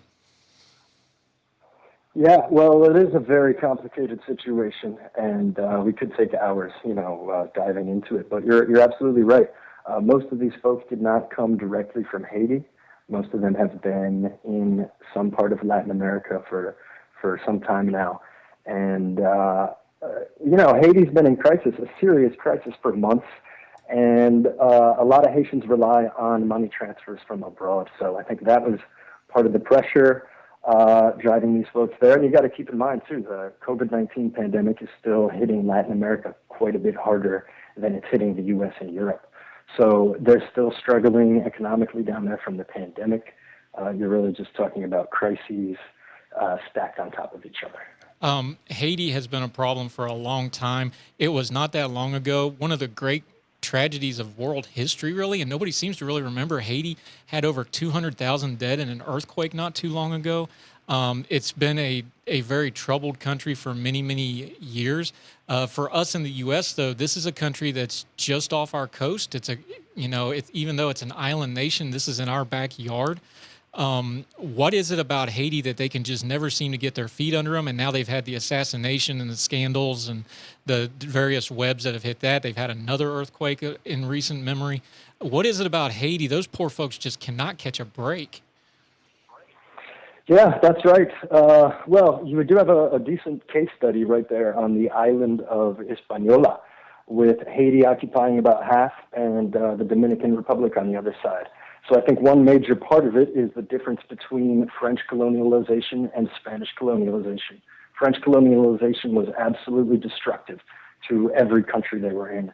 Vietnam, Algeria, large swaths of Africa and Haiti, and that's what they did. They came back in 1821, I believe, basically at gunpoint and demanded what would be $21 billion today. Wow. And really just kept them down for the entire 19th century. The U.S. has had several military operations there in the 20th century, and even sort of do-gooders like Bill Clinton seemed to have some great intentions and a great connection to the island. Almost everything he did there backfired. It's unfortunate. It's really a terrible... I mean, the other thing about being a French colony is they're a little bit isolated with the language. So, it's just a perfect storm for them, unfortunately. Former slaves, pretty much all of them at the time of their independence. And a little bit of a different story from other former slave islands like Jamaica, British colony, right? So a lot of history going into play here. But yeah, it's very troubled history, unfortunately. Part of it being troubled and the history. Samuel Teixeira joining us from Young Voices all the way from Valencia, Spain. I won't say it all fancy like he does because that'll go bad in my hillbilly accent. Part of this, though, is we've been talking on the show today about the Biden administration, and our current president and administration seems to be very reactionary, and when you're very reactionary, that usually means you have some poor planning. You dictate in your recent writings about the Haiti crisis that there should have been some kind of a plan, because when you had the presidential assassination in July, the August earthquake, the Biden administration should have had some kind of preparation and know that there would have been an influx of refugees. We know that there was not adequate preparation for things like Afghanistan that you pointed out. There was already a border crisis in progress that we can debate, but I believe as well that the administration sort of exacerbated with their rhetoric and other things.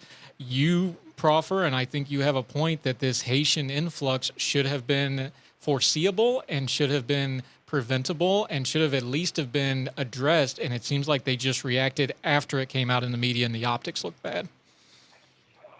That's pretty much exactly what happened, which on the one hand, is a decent thing that they did change. So I do want to encourage that, right? That's something we do want to see, is when something bad happens, we do change. So I do want to praise him for that. But overall, you are correct that they were unprepared, and it does make sense with the history of Haiti, the history of how the U.S. has typically, looked towards them. I think it makes sense how it happened this time around, especially after the 2010 earthquake. The aid and relief was such a disaster that I think a lot of people really stopped caring and just utterly kind of gave up hope on the island. And that's I hate to say it, but look, I've been working on Haitian issues for a long time. Well, for me, the majority of my adult life. And you get told no every step of the way when you want to do something for Haiti. And it's just, I say that because it's not on anyone's radar. No one thinks it's important until we have this crisis. I mean, from my perspective, what does it take to really get Haiti into the news? Well, it takes not just a presidential assassination, not just an earthquake that destroys 50,000 homes, but also this horrible confrontation on the U.S. border. That's really the thing that kind of puts it over the top. And I'd imagine Biden, it wasn't on his radar. It wasn't a priority, even though it is in, our backyard. The other thing that's extremely strategically important about Haiti is that it is one of the few countries which recognizes Taiwan instead of communist China. And yet we kind of leave them hanging there on that front as well. So it's not surprising. That's kind of how Haiti's been. And I would say that's how, that's how Afghanistan really was. I don't think Biden was too concerned about anything but really the optics and getting out clean, which didn't end up happening. But yes, it's unfortunate, but a pattern with Haiti especially. Yeah, Samuel Teixeira joining us on the Big Talker this morning, the Mornings Without Joe Catenacci show.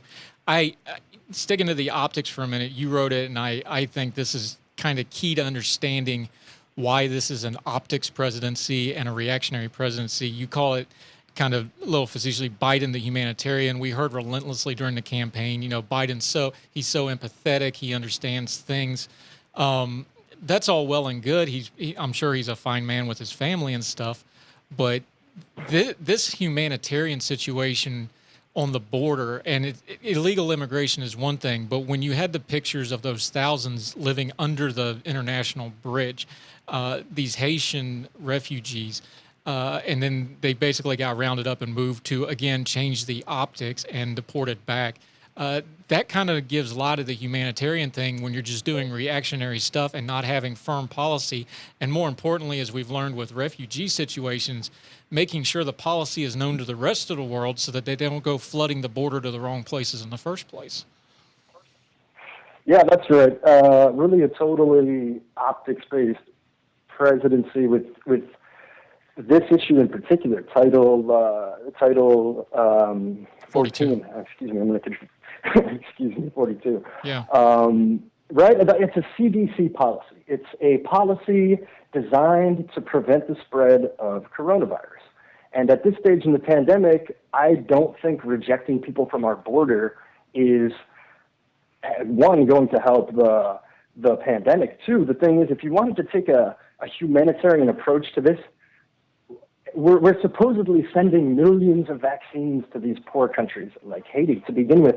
And we have all these people here literally waiting in line, right? Get creative with it. Give them a free COVID vaccine if they want it, right? That would be a humanitarian, consistent with stopping the pandemic policy.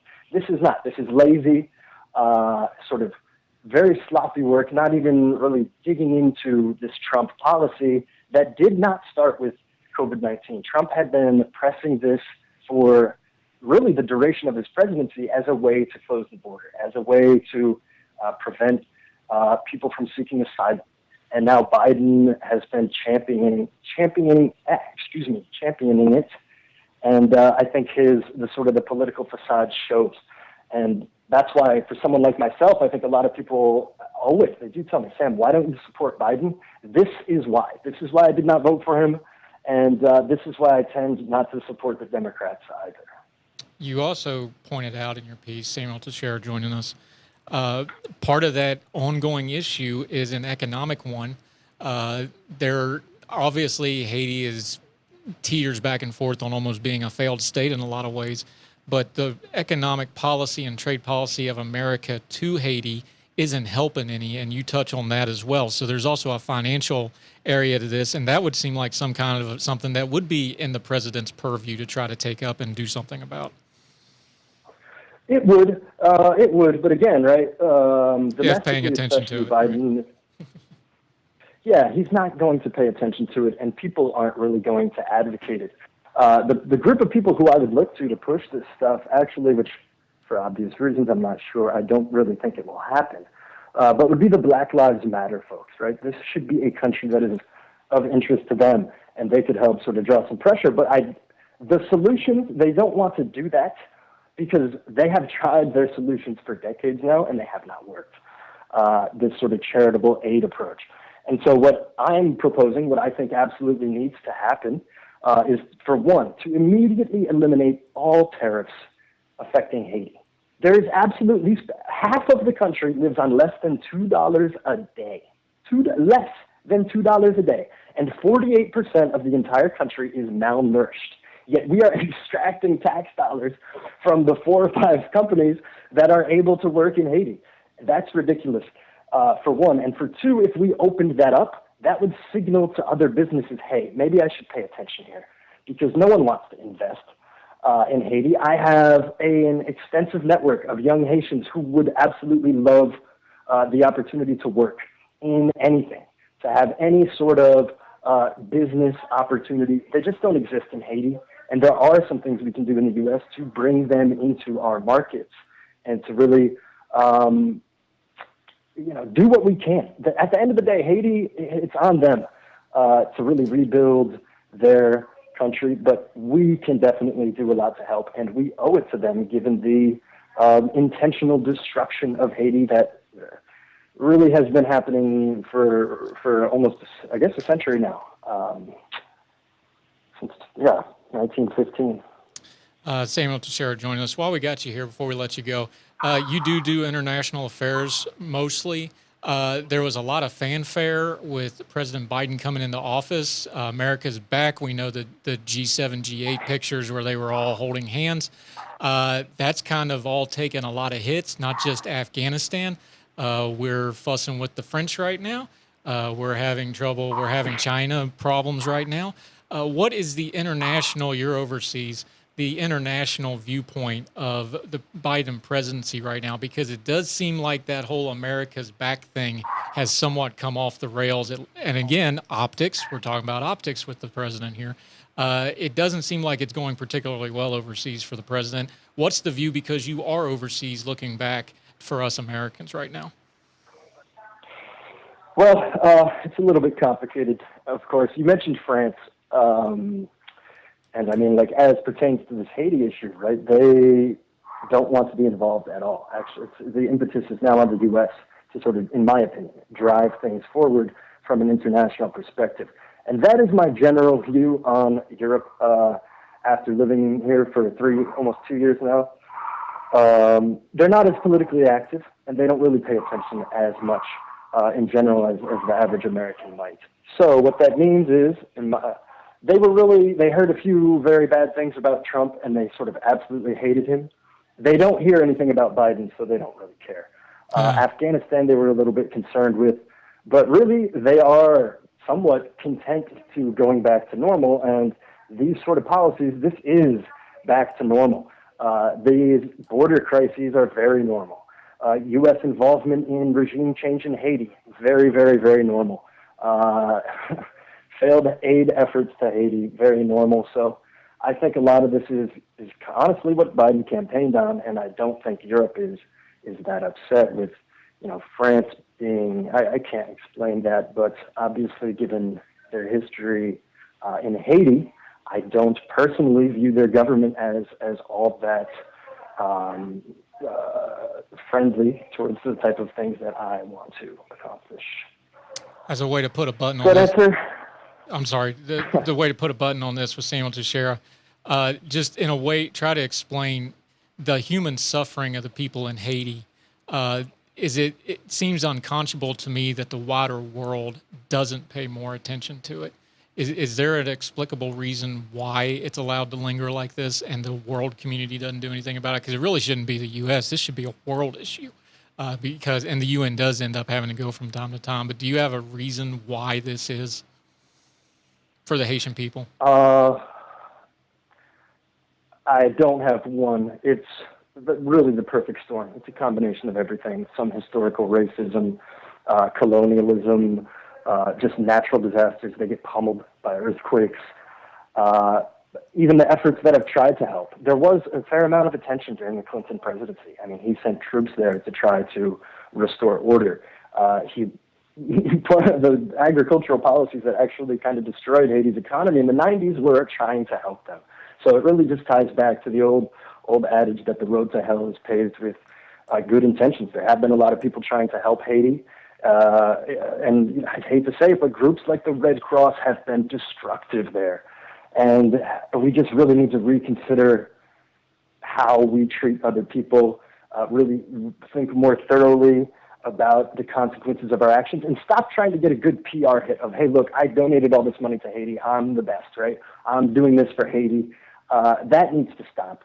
It doesn't produce results. It's only kept them down, and that's the exploitation that I see, not so much this opening up free trade. That would not exploit Haiti. The exploitation is when you raise money for your organization, or when you make a donation and try to build your public profile on the backs of their suffering. That is what needs to stop. That is the exploitation, not allowing them to have tax-free trade and compete in a free market against American companies.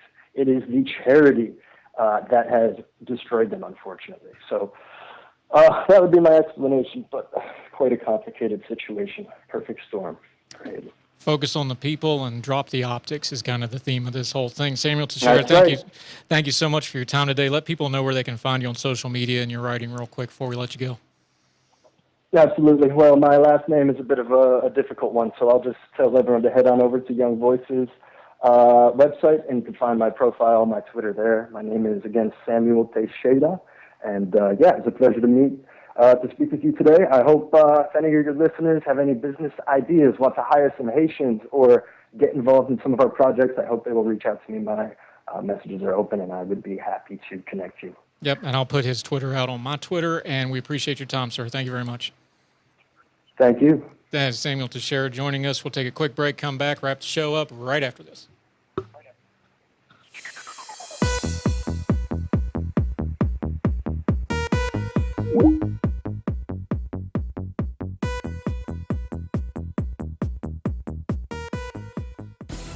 Hi, this is Justin Humphreys from the Humphreys Law Firm on Eastwood Road.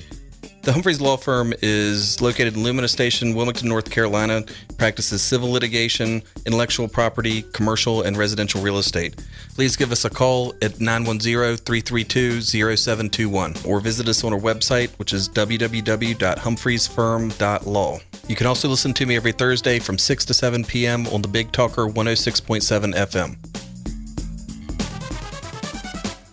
I'm K.O. Davis from K.O.'s Coast to Coast Tree, and I want to be your tree man. When your trees need cut, 2 letters to know.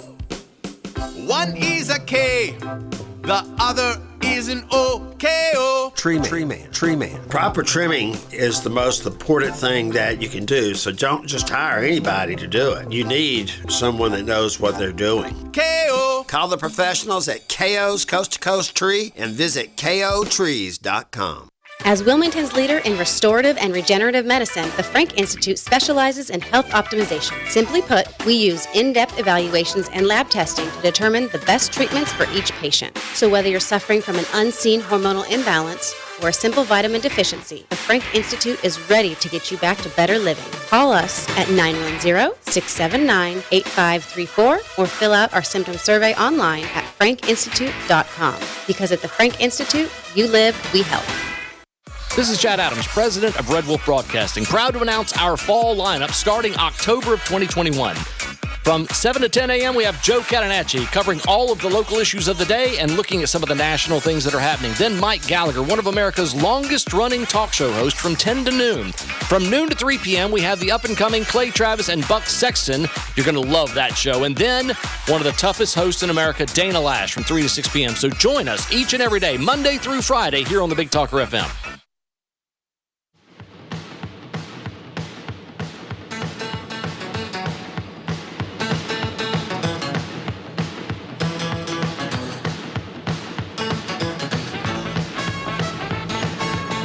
Big Talker FM, Mornings Without Joe Catenacci Show, getting towards the end of it. Boy, the 3 hours when you do this show just fly by.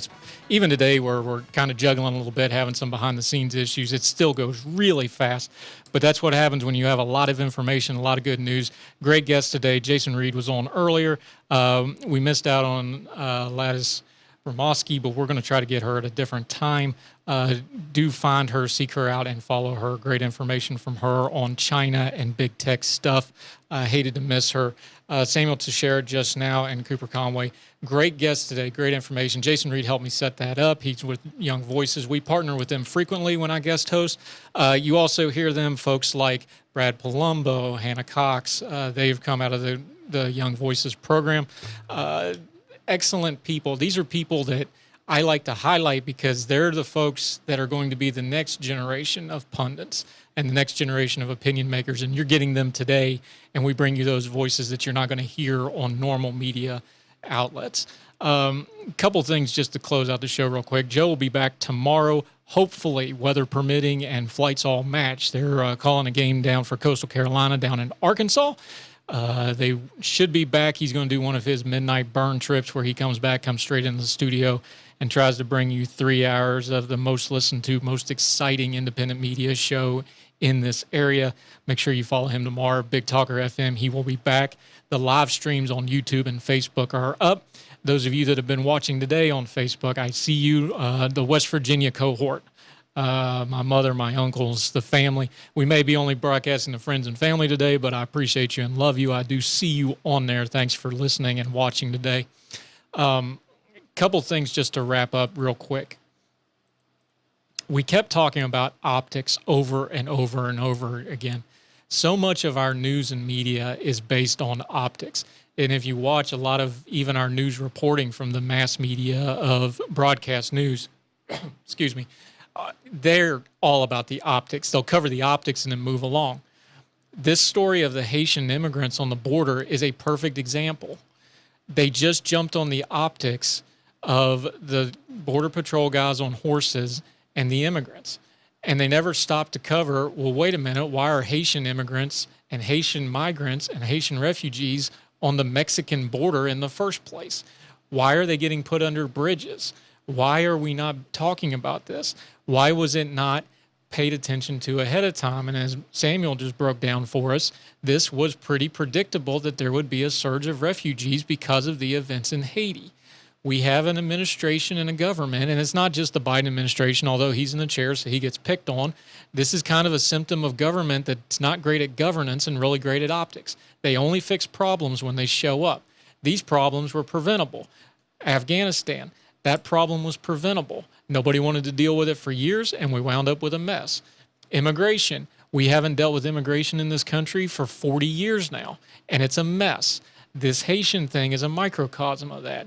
Anytime you have an optic getting dealt with, the best thing we can do, not because I'm on the radio today or because I write and do the other things, just as a media consumer, and you can do this too, is to dig past that first layer of noise, like with that Border Patrol issue, and dig under it and go, what's the real story here past the optics? Because they fixed the optics quick. They cleaned out from under the bridge. They got rid of the horses comically, which is just the silliest thing ever, like blame the horse, but at least the horses get a break, right? They'll fix the optics, but they don't fix the underlying issues. Did they do anything to actually fix immigration? No. Did they do anything to secure the border? Not really. Have they done anything in the military to bring accountability to why Afghanistan was such a disaster? No, they haven't. They're fixing optics. They're not actually doing the things that need to be cleaned up. Let's finish the show up by going to TK Turbo. Yes, sir. So it sounds like the summary here is that we expect more from our children and students than we do from our leaders and adults. Way to dovetail the whole show. Good job, TK. Yes. Was I right? You're right. We want our kids to do great, but we don't want to model the behavior. And then, like, look, I'm not the best parent. I'm not the best parent. I see behavior in my kids that, you know what, I can yell at them about it, or I can realize, you know where they learned that from? They learned it from me. It's probably my fault. The little voice in the back seat. Yep. They're a lot like I was to their great detriment. But anyway, it's been a great morning. Thank you for being with us here on the Big Talker. We get the government we deserve, and our government acts like children. It's probably our fault. We'll get out of here. Good job, TK Turbo. Thank you, sir. Thank you, Joe, everybody at the Big Talker, for letting me hang in. Again, thank you for listening. Andrew Donaldson filling in for Joe Catenacci. Y'all have a great day. Big Talker FM.